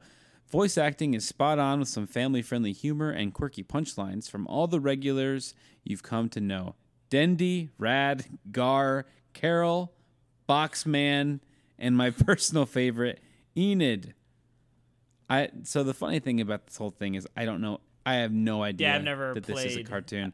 Well, never heard of it or anything. Like I said, this is one of those Cartoon Network alongside the other one Chester was talking about. I've never really watched either of the shows, so... Anyway, wrapping up, the only real con that I have is that the jump and attack buttons are not interchangeable. I prefer my jump to be on the B button, as everyone should, because that's the jump if you're not button. a monster. I found myself, seriously, NES Online Switch, I found myself making repeated mistakes trying to attack with the A button. Overall, it's a fun game for kids, catchy tunes, and smooth graphics that never had any frame drop on the Switch, either in handheld or docked mode. I'm sure your kids will have hours of fun with OK K.O. Let's Play Heroes on the Nintendo Switch. Also, I just noticed that I never pointed out that it's a single-player game. There are no multiplayer and no online gaming, which is really interesting for a Cartoon Network like kids game, you know? I figured they'd be like, well, not online really, but just at least some sort of like co-op or local play. But so, Justin, did you play this game? No. The only reason I picked up the Steven Universe. Yeah. The only reason I picked up the Steven Universe one is my oldest daughter loves Steven Universe, so I specifically asked for that. Yeah, since I didn't have any motivation, I could have gotten OK K.O, but yeah, I already had, as you heard, I had plenty this week, so another game was not on my list. Yeah, not necessary. There you go. Yep. Well, thank you, Estuardo, for reviewing that. That's really cool. Thank you. Yeah, it's a game that would have passed me by, but it sounds like it's a nice game. But I think that's going to wrap everything up. And unfortunately, for this segment, I think we're going to have to say goodbye to Justin at this point in time. That segment ran nice and long, and the man needs to hit his pillow. Yeah. Yep. I can't blame him. He has to get up. He has to get up for oatmeal at 4:30. Yeah, so he can play some more games before 4:15. 4:15. Yeah, man. Do you really get up at 4:15? Yep, every morning. Well, what God time bless is it you right now? 10:50. Oh my goodness! I'm sorry. Sheesh. All right. Well, you get to bed. Yeah. No, I usually only sleep 5 or 6 hours a night anyway. So. Yeah, I guess usually by the time I go to bed, it's like I get about 6. Wow. I try to get at least 7. Well, that's because you're a big. Anyway, baby. well, Justin, thanks for coming on. I'm glad. Thanks, Casey. Yeah, it's always fun having you on, man. And hopefully my audio is fine. I'm looking at it; it looks like it's fine, but you never know. We might have to re-record this. Yeah. Nope. No, that's nope. not You can't go to bed. We got to re-record this hour and a half right this moment. Oh man, but yeah, seriously, it's so much fun having you. As on the show. always, yes. No problem. And of course, before you go, where can the good people find you? Yes. Everything Nindy Spotlight. So Twitter, the website nindyspotlight.com, and they've got YouTube. So all the games I was talking about, by the time this is up, all of them will have footage up. Some of them up to an hour of gameplay that you can check out, so you can get an idea of if it's something for you. Mm-hmm. Yeah, and chances are, if you type in any Nindy game and put gameplay in YouTube, he'll come up. That's what always happens to me. So he's always like, because he's usually, for a lot of these little Nindies, he's the only one putting gameplay up. People, so. The games people don't cover, Justin does. Yeah. Yep. But again, thank you for joining us. We'll have to have you on again sometime in the future because it's always a pleasure. And on that note, we're going to take a quick little breather, and then we're going to get into the old eShop. Yep. See ya.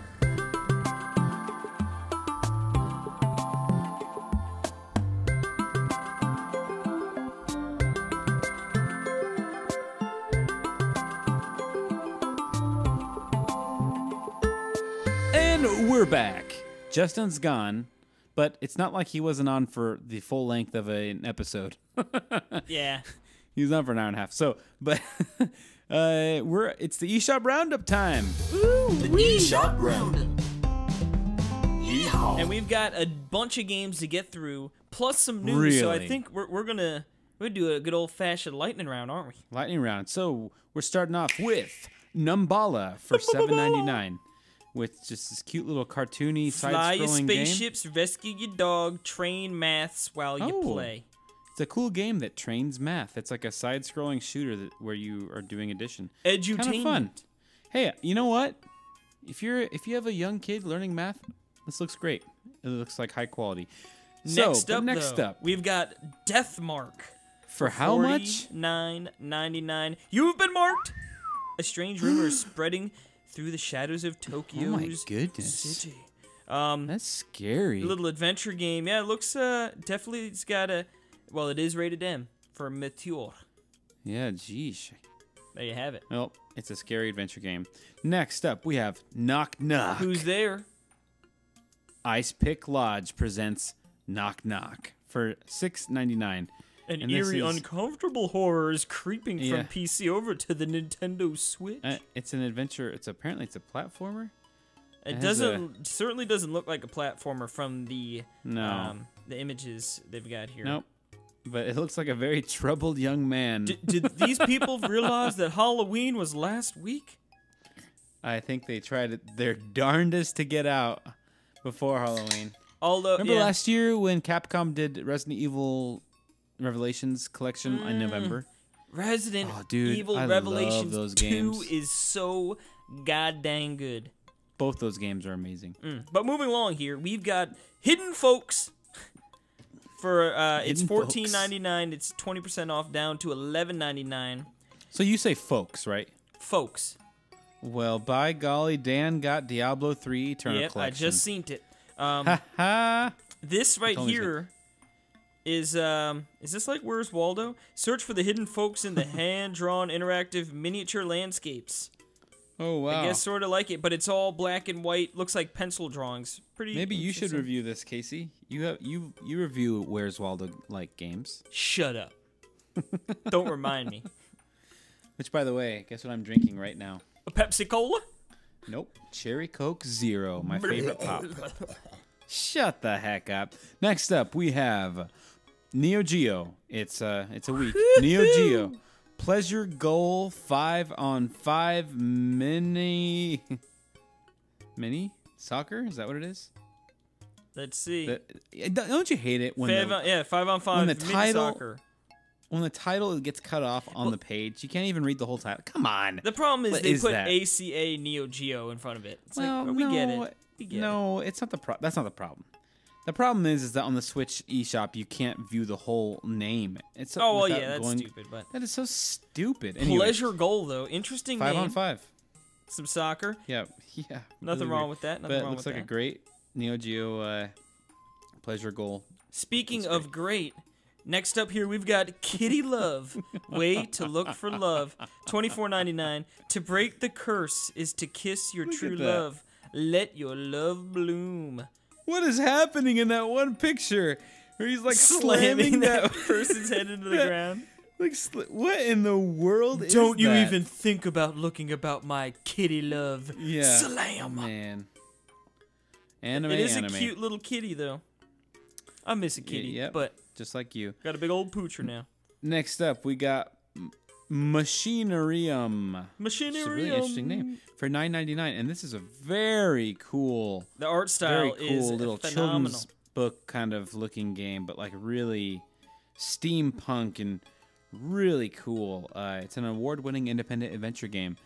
Would you look at that? Another adventure game. It stinks because these adventure games have such beautiful art styles, and it's like, I bet you it tells a really cool story, but man, I just don't. I know. I just can't get into adventure games. Well, you know what though? It's just because they're more like visual. They're just like visual novels. You know what I mean? I ain't smart enough. You know? Yeah, I know. Speaking of ain't smart enough, this next game I've heard so much about. I've just heard the name so much. And Grim but Fandango remastered for $14.99. Well, it's Do you another know this adventure game. Do you know what this is? I feel like this is, I don't want to say the original adventure game, but like this is an older adventure game that like found mainstream success. It is? Yeah, it's a pretty, I mean, How old is it? Not that old. let's see. I let's- think yeah. it's relative 1998. It is? Yep, October 30th. They nailed No way. it. Initial release, No way. 1998. Just about Halloween. Oh my goodness. Okay. Well, that makes Yeah, a lot Lucas of sense. Arts I in didn't realize it was that 1998. old. Oh my goodness. Okay. That's So interesting. like I said, I think it was one of the earlier ones, and it found big success. And like, I mean, it's got a cool looking character. And I guess, yeah, I mean, it's an adventure game, so that's the problem for Cool. me. But Anyway, that's interesting. I didn't realize that. It's out $14.99. Next up, we have Transistor yes, from Supergiant Games. and this sort of looks similar art style to Bastion, right? Bastion, Yes. That's the other game they Yes. released. It looks cool. That's right. It does look very cool. There's just not enough time for Case to jump into this I know. one. But It's it a does look like a sci-fi game themed I would, RPG. you know? That does look like a game. That looks like a Casey game. Looks cool. I like that one. Next up, we've got Elemental Knights R for $22.75. That's right. You can play it easily from the beginner for game to advanced RPG player modes, I guess. Your wings are cute. This is a full-time real 3D MMORPG for the Nintendo Switch. Oh, wow. Alrighty. Moving right along, we've got another game, and it is on sale. Guess what I'm going to do? I'm going to proceed to purchase on this game, and I'm going to pay for it. And I'm actually going to buy this game right now. Are you really? I am. Swap this And yeah, from talk Two about it while I'm Tribes. buying it. It is $1.19 regular. It is 16% off, so it is 99 cents. I just earned 5 gold points for my purchase. You rolling, bruh. You rolling. Well, funnily enough, that was the 20th of what the game. It's kind of interesting. Whenever you buy a game, you earn a 20th of what that game cost in gold points. Well, there you have it. Did I just blow your mind? Yeah. So this is swap this from the Two Tribes, from the Tokitori people that said that they weren't a studio anymore like 3 years ago, yet they keep releasing Yeah. all these games. They're magic. Well, next up here, we've got Taiko no Tatsujin Drum and Fun for $49.99. Now Wait, this is the game. Yes, now the sad thing is you'd have to import the drums. I don't think It is the sad thing. Why isn't this out physically in North America with the drums? I don't know. And why doesn't it have a localized name? I don't know. I mean, I don't mind I that hate as much. That. But I do. It's hard to say that. Taiko no Tatsujin? Tatsujin. It's stupid. Honestly, Come like, on. this game has always interested me. I had the Yeah, Kirby medley. yeah, no, they've got some Kirby stuff. I think they've got some Splatoon as Splatoon. well. Yeah, this is I actually had the opportunity to review this for the website, but I was busy this weekend. So I ultimately passed it up, which is a shame because it is a game I've always sort of had an interest in. But I tell you what, if they released it with that little drum kit and I could play that, like I would buy it.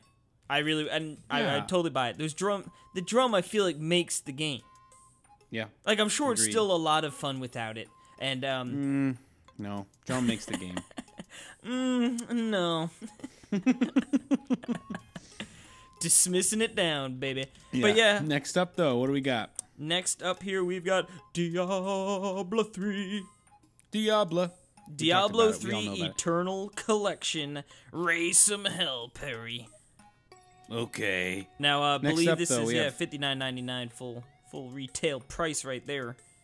Next up, we have Sky Time. Sky time Save your is family after a horrible fun. accident with both a boomerang wrench and a clock that controls time. This is $2.99. It looks like that that game for the PS3 it's a first-person like parkour game. That's what it looks like. Anyway, and you're always holding a clock and you're jumping around buildings. It looks kind of fun, actually. $2.99. Why not? Buy it. Next up, though, I would. I'm not going to, though. Next up, we have Moonlighter, which we talked about. Lighter. Game looks sweet. I'll be talking about that next week, I bet. So, What's the cost on that bad boy? that is $24.99. Physically, it's $34.99, I believe. Boom, boom. Next up here, we've got straight up Solitaire for $9.99. A pretty hefty little price Wow. there. How can you... How? Rediscover the classic card game. I just... All right. $10 for Solitaire? Yeah, Come on. little cray-cray. But moving along here, we've got Minecraft Story Mode Season 2, $39.99. If What you the were heck? into that... Telltale Games lives. Yeah. Somehow. Moving right along, though. $39.99. I had no idea. Yep. Shadow Here's of a a game Loot that Justin Box. just talked about. Yes. First-person shooter. It is All about- $7.99. It is down to $6.39, 20% off. Yeah, we heard what Justin thought about that game, so we should probably FPS. just keep on trucking along. To grip. A high-octane hardcore combat racer. And I believe Neil reviewed this for the site, and I think it's pretty good, but it has its flaws. But it looks amazing. And it's $39.99. So it Yes, is. It is a premium purchase, but yeah, you definitely want to check out. Is that retail? I don't know. That might be one I get. If it's a retail, that'd be fun to get. Probably isn't, though. Another Anywho, game next up, Justin another talked game. about. Yep. Man, what is this? What's Yeah. going on The here? J- But the the Justin Show? Shapeshifting Detective. Yeah, the Justin Show. Talk Justin Nation. He needs to have that. But yeah, this is another FMV game from Wales, it's a good. I'm sure it's good. I think they sent us a code. We should probably do something about that. Next up, Road Redemption for $19.99. Get your road Yet ration. another game from the Justin Show. Show. It's Road Rage, and was this the game that was? Did he mention? Is this the Kickstarter game?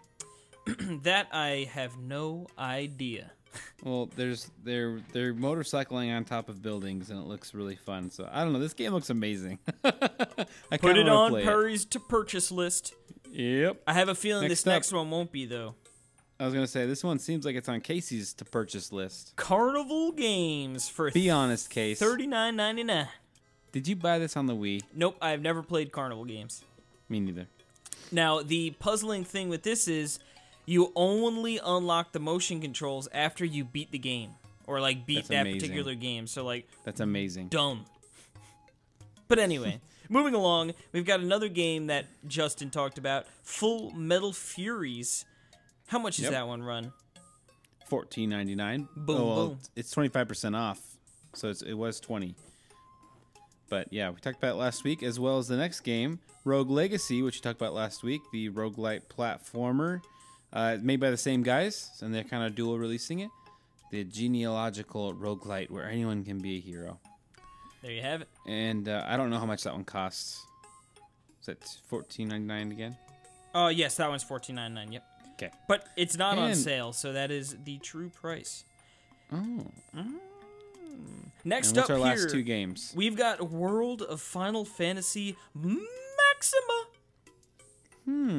Expanding the horizons of Final Fantasy, a tale of many encounters and the birth of a new world. This game, if you're a Final Fantasy fan, this game looks ultra cute and cool. Yeah, it's sort of got like the chibi / Funko Pop looking characters with the big old pieces. Yeah, I don't know. I mean, it looks cute, like the Are you surroundings. interested in this at all? I mean, it looks okay, but I won't. There's no time. Gotcha. We got Pokes coming out next week. Then we've Is got that next week? Yeah, next Friday. Wow. So, yeah, it's Well, just upon us. Look what just came out today. This next game, Brawlhalla, Brawlhalla. from Ubisoft, and it's free. It's a free download. And this is a game where you buy Brawlhalla mammoth coins, and you can buy up to 1,600 mammoth coins for $49.99. Give me them mammoths. But this is it's Fight for Glory. It's an epic free-to-play platform fighting game. Sounds cool. Why not? Yeah, it's an interesting. Rayman's in it. It's an interesting tactic to do completely free, and I guess you buy the characters. But what's questionable, I mean, I guess it's out before Smash, so maybe they're hoping to get like some of those fighting fans that are like, man, I can't wait to Smash. Maybe this will hold us a little bit, but in a month that thing's gonna be buried and forgotten about. But yeah, there we have it. That is the eShop Roundup. That's it. I can't believe you did it. Now, I got to pick my game of the week first. Good. Do you know what I'm going to pick? What's that? Transistor. You son of a... Ooh, I'm not going to say it. You have to edit Were you it. going to pick that? Yeah, I was leaning towards that because that looked cool. It does look cool. What Also, other Grip games? looks sweet, to be honest. Oh, Road Redemption. Looks awesome, too. I mean, honestly, out of that, I guess, I mean, I'd say Drum and Fun, I guess, is sort of was up there, but maybe the Final Fantasy game, like I said, it looks cool. It's just, I imagine it's probably like a pretty darn long, long game, you know? Right. But And ain't nobody got time for that. ain't nobody But got time we're for that. done with this segment. But you know Case. what we do have eShop time Roundup for? is done. Yeah, what do we have time for? I don't know. Well, tell me. Well, let's move right on in to the old YouTube Saloon for a quick little... The YouTube Saloon. wetting of the whistle. I should... Hey there, Casey. Hey, Jerry. Remember that one time we were doing the eShop and it was those two guys and it was total like they the walked Canadian into the guys, saloon, right? They look and just it was like us. totally me and you. Yeah, someone's making money off the likeness of us, and we're missing out. I know. Yeah, so, again, challenges haven't been updated yet, but I think I mentioned last week that about the Moonlighter review. That is up on Nintendo World Report TV. Yeah, and it has a ton of views. yeah, it's I feel like it's because it's one of those games. I feel like it's gotten enough publicity where people are interested. You know that are like, let's check this out. Let's check it out, and it's worth checking out. Just like the video. No, but also this should be live by the time this here episode launches. Will be a video I'm doing for the top 5 most excited places to revisit in Pokemon Let's Go. Yes, right. Yep, That sounds like a fun game. yeah, I'm looking forward to jumping back into some Pokemans, and we get a little hypage, get a little hype video going up for the pre-launch. So it should be. Remember, this is a remake of Yellow. Yep, going back Which to is the so Kanto weird. region. That's right. Where it So all that's what began. that's what the video is about. So check that out because I think it has all new gameplay. I mean, it has like it's features gameplay from the game, right? Yeah, it's going to be, I've got a mix of original gameplay from the Game Boy, and I'm going to have some gameplay from the new game as well. Of course, some of the areas that we're most excited to revisit, don't have a ton of, footage out there from Let's Go, but I'm going to be splicing in what I've found in there, so it's going to be a nice combination of both old and new. Gotcha. Boom, cool. boom. Because it's all right. Well, check that out. And then what else do we have in the old YouTube? I think that's it. Unless if you got something good to talk about. Yeah, not really. Just the review for that controller, which I've been using that Hycarus controller a lot. Actually, I really like it. Surprisingly, I never thought. Who'd have thought I'd like a PS4 style controller? Who'd have thunk it? But yeah. Anyway, but if you haven't checked that out, the images of it at least, So, but yes. Yeah. Now let's move on into the old News Talk with Casey Gibson. Yes, sir. News Talk. The news block and talk, baby. Now, we had mentioned last week the Smash Direct was coming. We also mentioned that everyone would already know exactly what happened when we were mentioning that it was coming. But now we know, and I figured we'd just go over a little bit of it and give our quick impressions. Ken and Incineroar joined the battle. Ken, okay, whatever. I mean, I know it's iconic, but it's like obviously that was happening. Yeah, it's like okay. Incineroar looks like he could be pretty interesting. He's more of like a wrestling type with like suplexes and stuff. Yeah, I don't even heard of Incineroar. He is. I didn't either. Until I realized he is, I guess, the final form of from Moon, from Litkitten. Is he? Litkin or whatever the. Oh, okay. Yeah, because I ended up going a different one, so that's why I was like, I don't even know. Interesting. Yeah, I went Rowlett, Litten, that's it. So Litten, I believe, turns into Incineroar eventually. I mean, at the final form. Yeah, you go Terrakitten, or Terracat, excuse me, and then you go Incineroar. And I guess Incineroar is super popular in Japan, so that would make sense why he's getting the nod. Plus, honestly, he looks pretty badass. Like, yeah, I think he's a Pokemon for sure, and I like that they use new Pokemon. It was a cool intro too with the boxing ring and how he sort of came in like that. Yeah, man, the production on those things just. And think about crazy. how much money they spent it for, and literally, it's like they use it for that. And like, I know people go back and watch it, but yeah, it's like not like those are in the game. Yeah, why aren't they in the game? I never understood that. I always thought like it's kind of like the brawl stuff, like the movies in Brawl. The spaceship. Subspace. Yeah, and it's like I always thought that was so cool. It's like, and there's not even like, remember like like when Villager gets the invitation and it's just so cool, and they're not in the game anyway. It's like I guess it's all marketing, baby. The cost of those, because there's like they can't. It totally does though. Think of all the hype. I guess. And it's funny because I would say the least hype announcement has been for me was Isabelle, and it's not because like I wasn't excited about her being in it, but like it was just very like, oh, like like, oh, it looked just like Animal Crossing. Like, okay, cool, that's awesome. But like how it's so much cooler when it's like, oh, okay, you got freaking guys kicking the crap out of each other in the ring, and smashing them into the scoreboard, oh, God, good old Smash.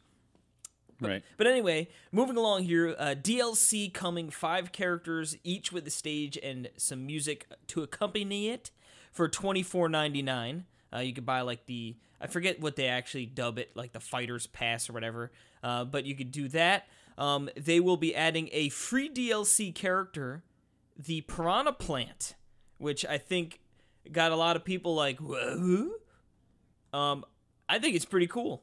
I think that's gonna be fun. That's the coolest fighter that's ever been. And he's got range. He's got the range, man. I'm looking forward to. Yeah. And then someone I saw post on Reddit was like, Kirby's gonna look so creepy when he swallows and steals the Piranha Plant, because it's just gonna be like the round puffball with like those big lips and teeth. It's gonna be It's gonna be the nightmare fuel. Oh man. I know. Well, Kirby already is nightmare fuel. Let's just be honest here. Well, speaking of Kirby, we now know he is the ultimate protagonist of the Super Smash Brothers genre or franchise. It makes sense, right? Yeah, Sakurai. the Sakurai bias. It kind of just hit me when you just said that. Yeah.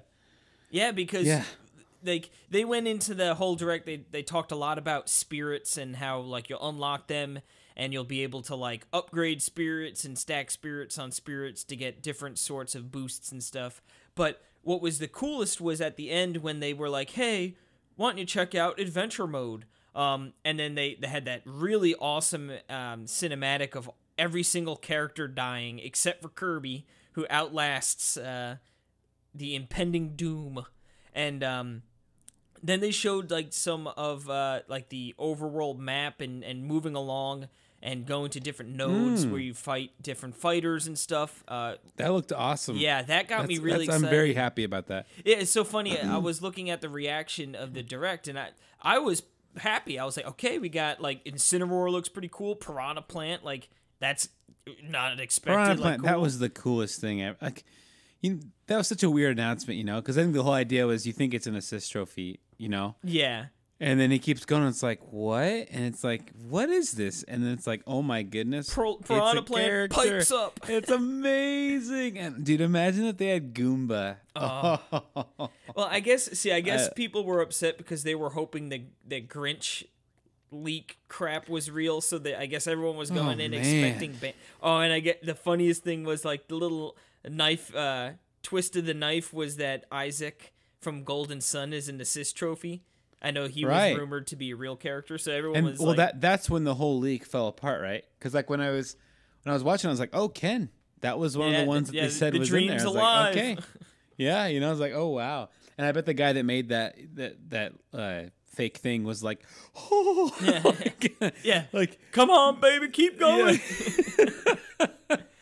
Now, there is still, like, because for me, out of all those, like, Banjo, like, I could care less if Banjo-Kazooie's in Smash. Like, sure, it'll be cool. You couldn't care less, yeah, but yes.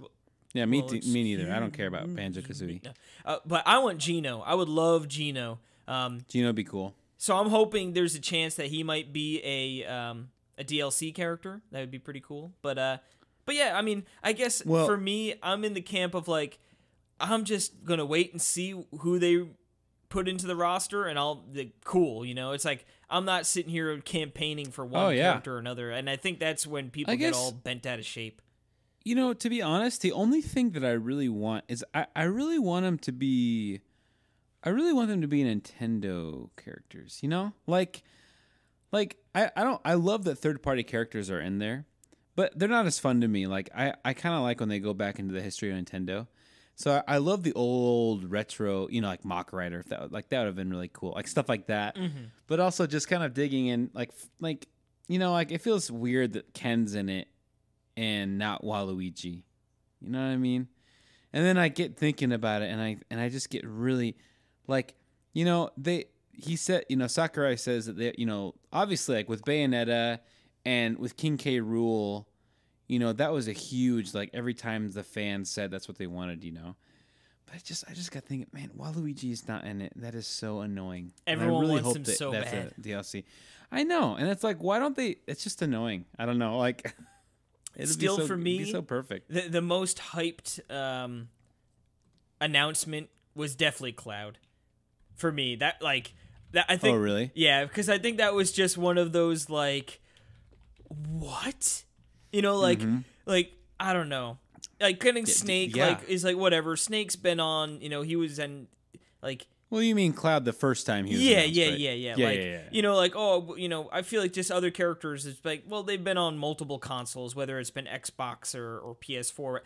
Cloud has just always been such like a Sony thing, So like to see him come, I remember that I was like, whoa. But anyway. Oh, dude, yeah. Yeah, and now Final Fantasy VII's coming to Switch. Oh, baby, I can't wait. Perry. Just got you pumped up, didn't I? Woo! Well, and did you know that in the news that just dropped tonight is that the DLC lineup is completed? Yes, I saw that. And decided entirely by Nintendo. And so Sakurai put that out. He actually put that in English on the old twit bag.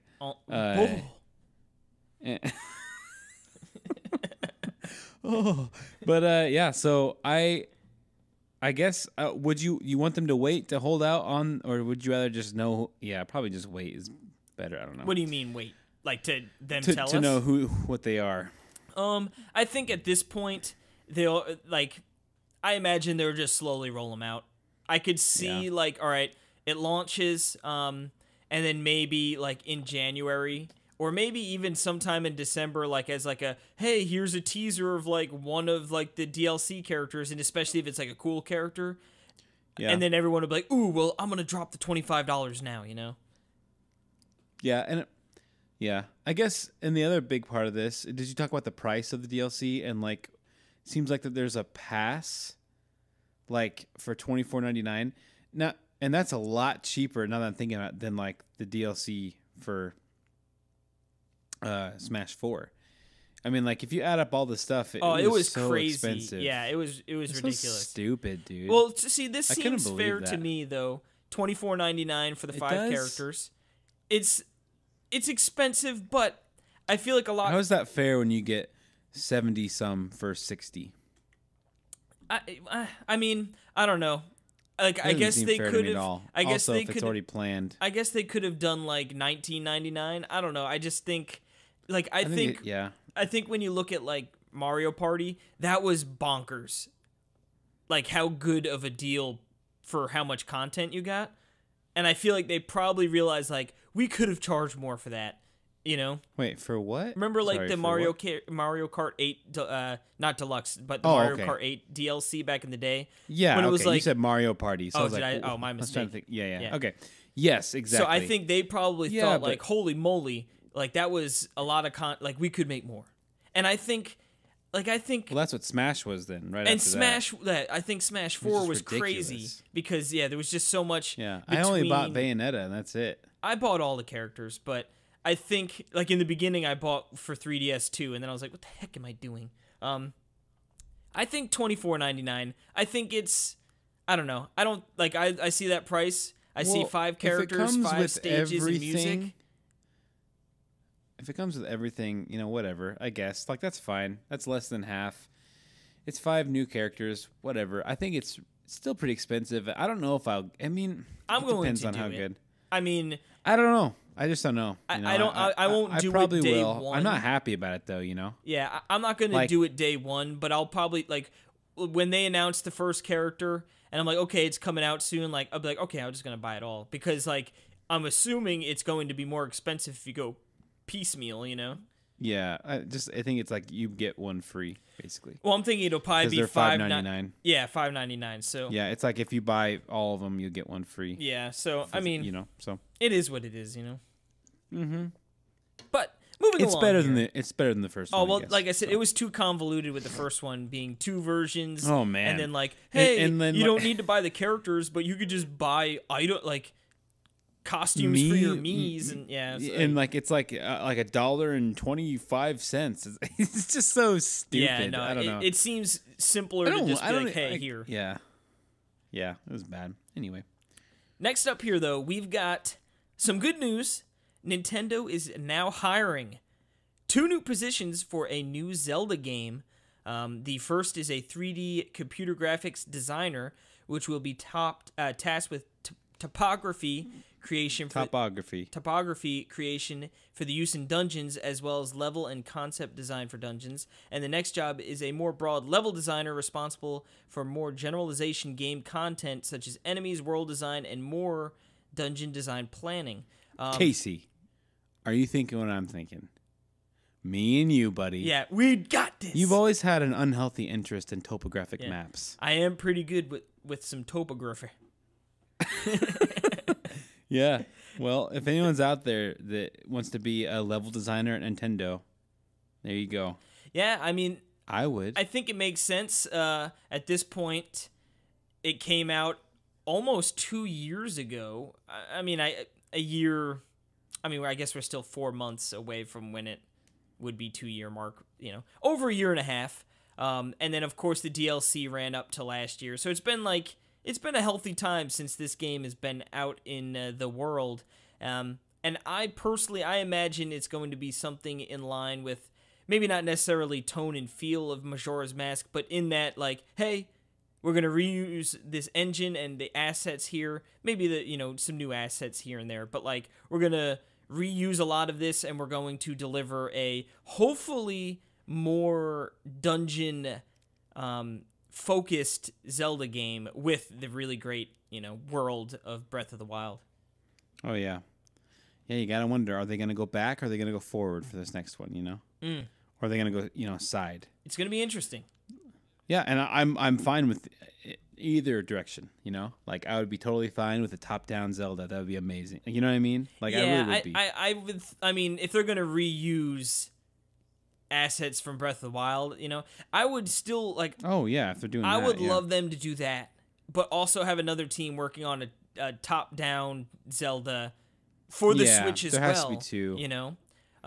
Or even I mean, I don't necessarily know about reusing it. I mean, I'd be fine if they just moved away from Breath of the Wild and did something. I'm just thinking they how much time and effort and money they put into Breath of the Wild. Yeah. It's like I can't imagine they wouldn't want to like have a quick turnaround where they can make sell 10,000 more copies. They never really do that. They've only done that with Majora's Mask. I mean, I know exactly what you're saying. I don't know. It's just like, but they did all the DLC. Yeah, but the DLC was like, ugh. I mean, it was cool if you were really into it, but it wasn't like, I don't know. No, I know, but it's like I don't think they're interested in that. Like, I think they want to do, like, as for me, it's like I don't really want to have another Breath of the Wild right now. Like, I'm not really like if I wanted to, I never played the DLC. Like, if I wanted to, I could play it again. Well, but I'm not really interested in, like, you know what I mean. I'm not saying in the same experience. Well, that's what I'm saying. I'm not saying, oh, I want this big open world and I want to explore it all like that. I'm thinking like you take the engine you got there and you make it a more condensed world with more focus on bigger dungeons. A more traditional quote unquote Zelda where it's like, hey, there's seven. Awesome. I think that would be awesome. Like, that's what I'm hoping for. I think putting it down to an Ocarina of Time idea. I mean, obviously a bigger map, a bigger world to explore, but not as large as Breath of the Wild. Oh my goodness, wouldn't that be cool in that world? Yeah, it would be. Yeah, like I said, it wouldn't need to be as big as Breath of the Wild, and like it could be a more linear, quote unquote, maybe. And they could change the art style a little bit, Yeah, of course. Like I'm not saying one for one, but like I could just see them grabbing a lot of what they have, shaking it up a little bit, adding little things here and there, put an emphasis on the dungeons instead of the exploration, and then it would be able to do a relatively quick turnaround, because they'd already have the engine in place, and then it would offer a pretty completely different experience, one that would be more in line with what we've sort of come to, expect with a Zelda game before Breath of the Wild. But, yeah, I don't know. Or they just do Wind Waker 2, which I would be completely fine with, and I would be so hyped if they did that. Anyway. Yeah, I'd be cool with that too. Or they just say, hey, we're remaking Link's Awakening. We're not going 3D at all. But anyway, moving along here. I'd be completely fine with that too. What's this next bit? I'll let you take the sad news. Mario is missing. He gone. He's gone. Mario Sagale, which I think is how you pronounce it. The guy that Mario is named after has died at the ripe old age of 84. It's a long healthy life right there. Yep. And he was the manager of something, and apparently I read somewhere like he was a property manager? Yeah, it's right? It's so funny because whenever in my mind, I always thought of this guy as like oh, I just happened to own a building and I rented it out Nintendo and like, but I guess yeah. But he was like a multi-million-dollar guy doing like international deals and stuff. So he was, and I guess like See, I just figured like it was literally a guy with overalls like in a red hat.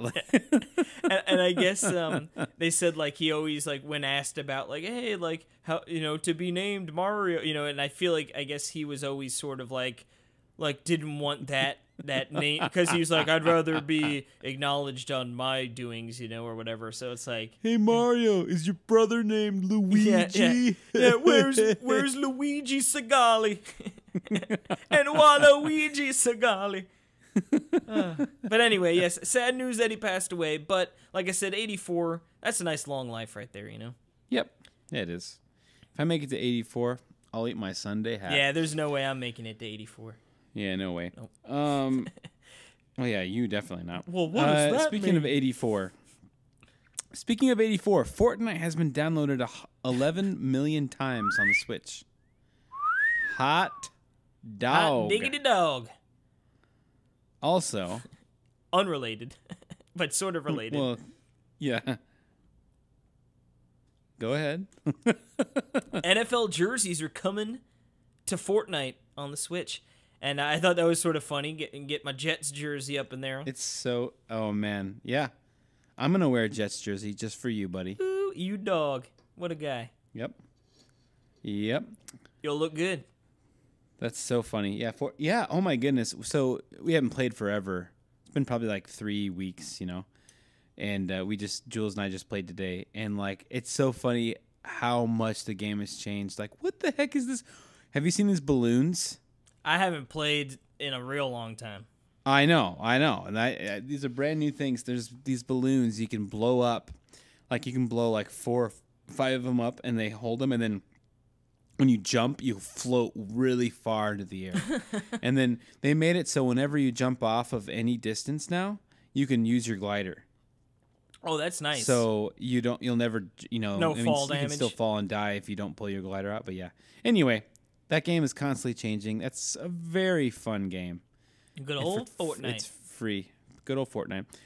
All right. Speaking of free, these aren't free because you got to pay $20. $20. And not even. Pay it up. Unless you take advantage of Jerry Jerkum, and hey, you just free. Yeah. I'm a freeloader. Freeloader. He's a cheater. Freeloader. We're talking about the new games coming to the NES Online catalog for Switch, which is Metroid. Ever heard of it? Mighty Bomb Jack and Twin B, which I actually most exciting one out of this to me. What you gonna do? I don't know what Mighty Bomb Jack is. Mighty Bomb Jack is a 1986 Nintendo Entertainment System game released by Tecmo, which was later ported to the Amiga, Atari ST, and the Commodore 64. Thank you, Casey.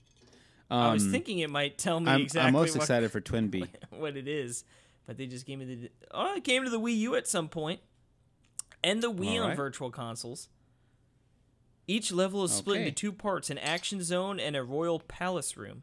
The mechanics and level designs of the royal palace rooms are directly lifted from Bomb Jack, and action zones can be split up into several portions and contain power-ups, usually hidden in treasure chests, such as money bags, mighty coins, and mighty drinks. All right, that's enough of that. Well, bibbity boppity. Anyway, Twin B is a really fun shmup, so Shmup I'm looking forward to those. Now, those are all going to be coming on the 14th, so not too far off here. Next week. Yep, next week. Some exciting news also. Super Smash Ultimate demos cropping up at Best Buys near you potentially, or potentially not. They don't really tell you at all. I guess on Twitter someone posted a picture of the demo on one of the kiosks there, and then the official Best Buy Twitter was they tweeted, "Oh, looks like the cat's out of the bag." So someone had followed up like, "Hey, like how can we find out where?" And they were just like, "Hey, you got to check in with your local Best Buy." So I don't think there's going to be any place online you could like look it up. You'll just have to either stop in or give probably a just call. Yeah. I know a few people on staff have tried. As of Tuesday, have tried their local Best Buys with no dice yet. Yeah, I don't know. I don't know if I'm going to stop by or give a call, but I figure at some point try and see if they have it over there.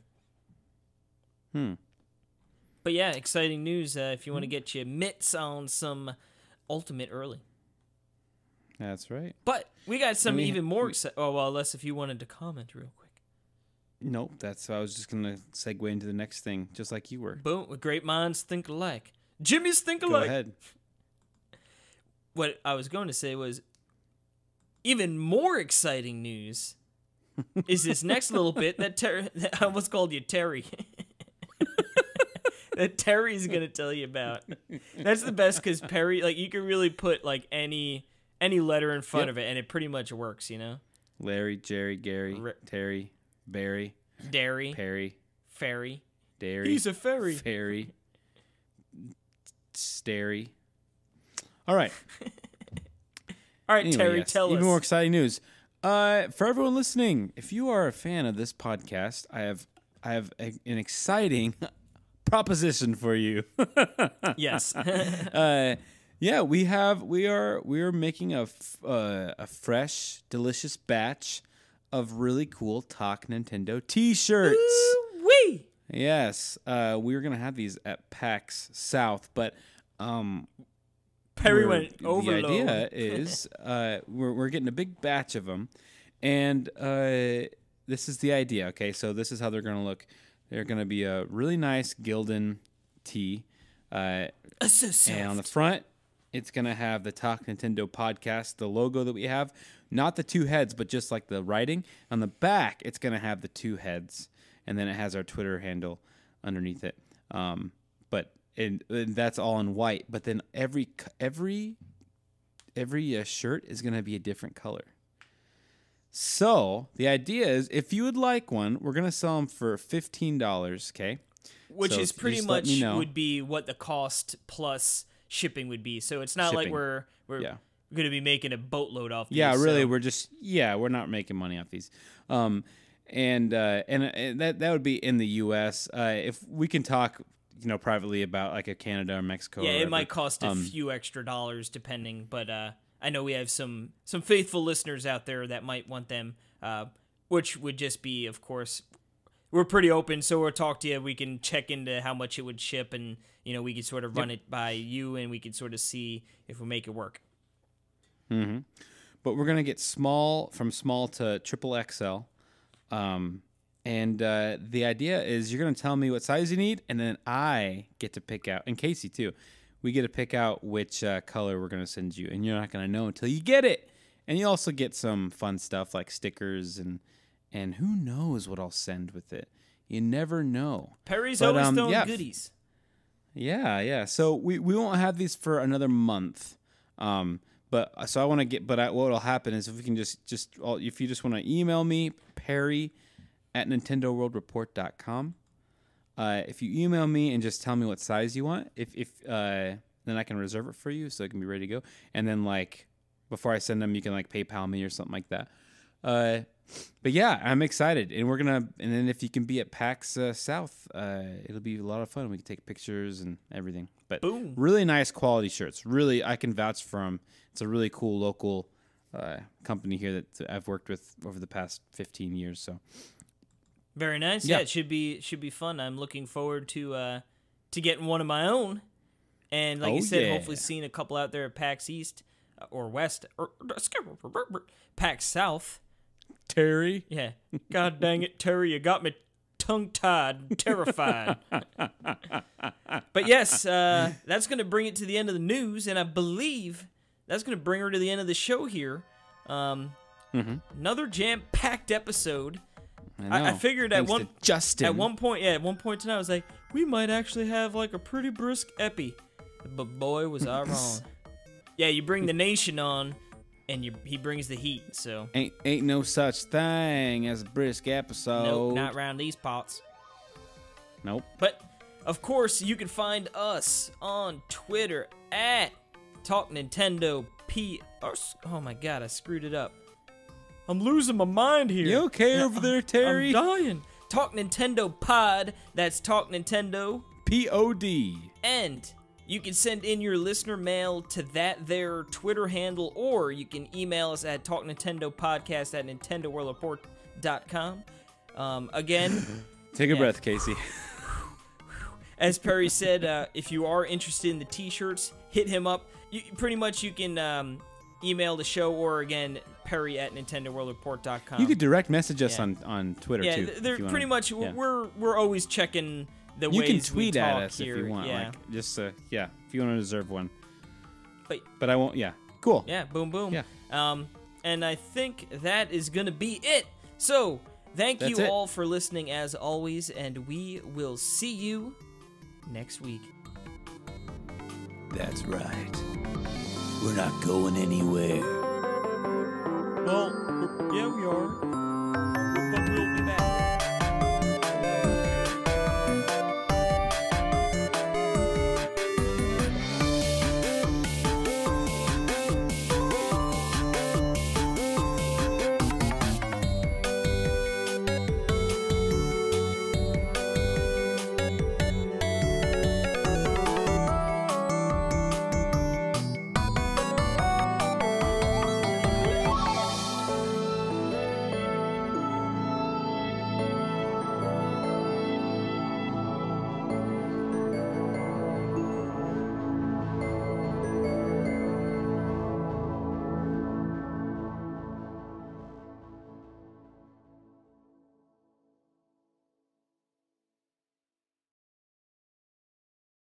Where's Luigi Sagali?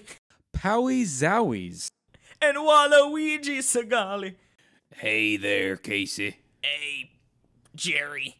Terry, you got me tongue-tied and terrified. Oh, you're very welcome.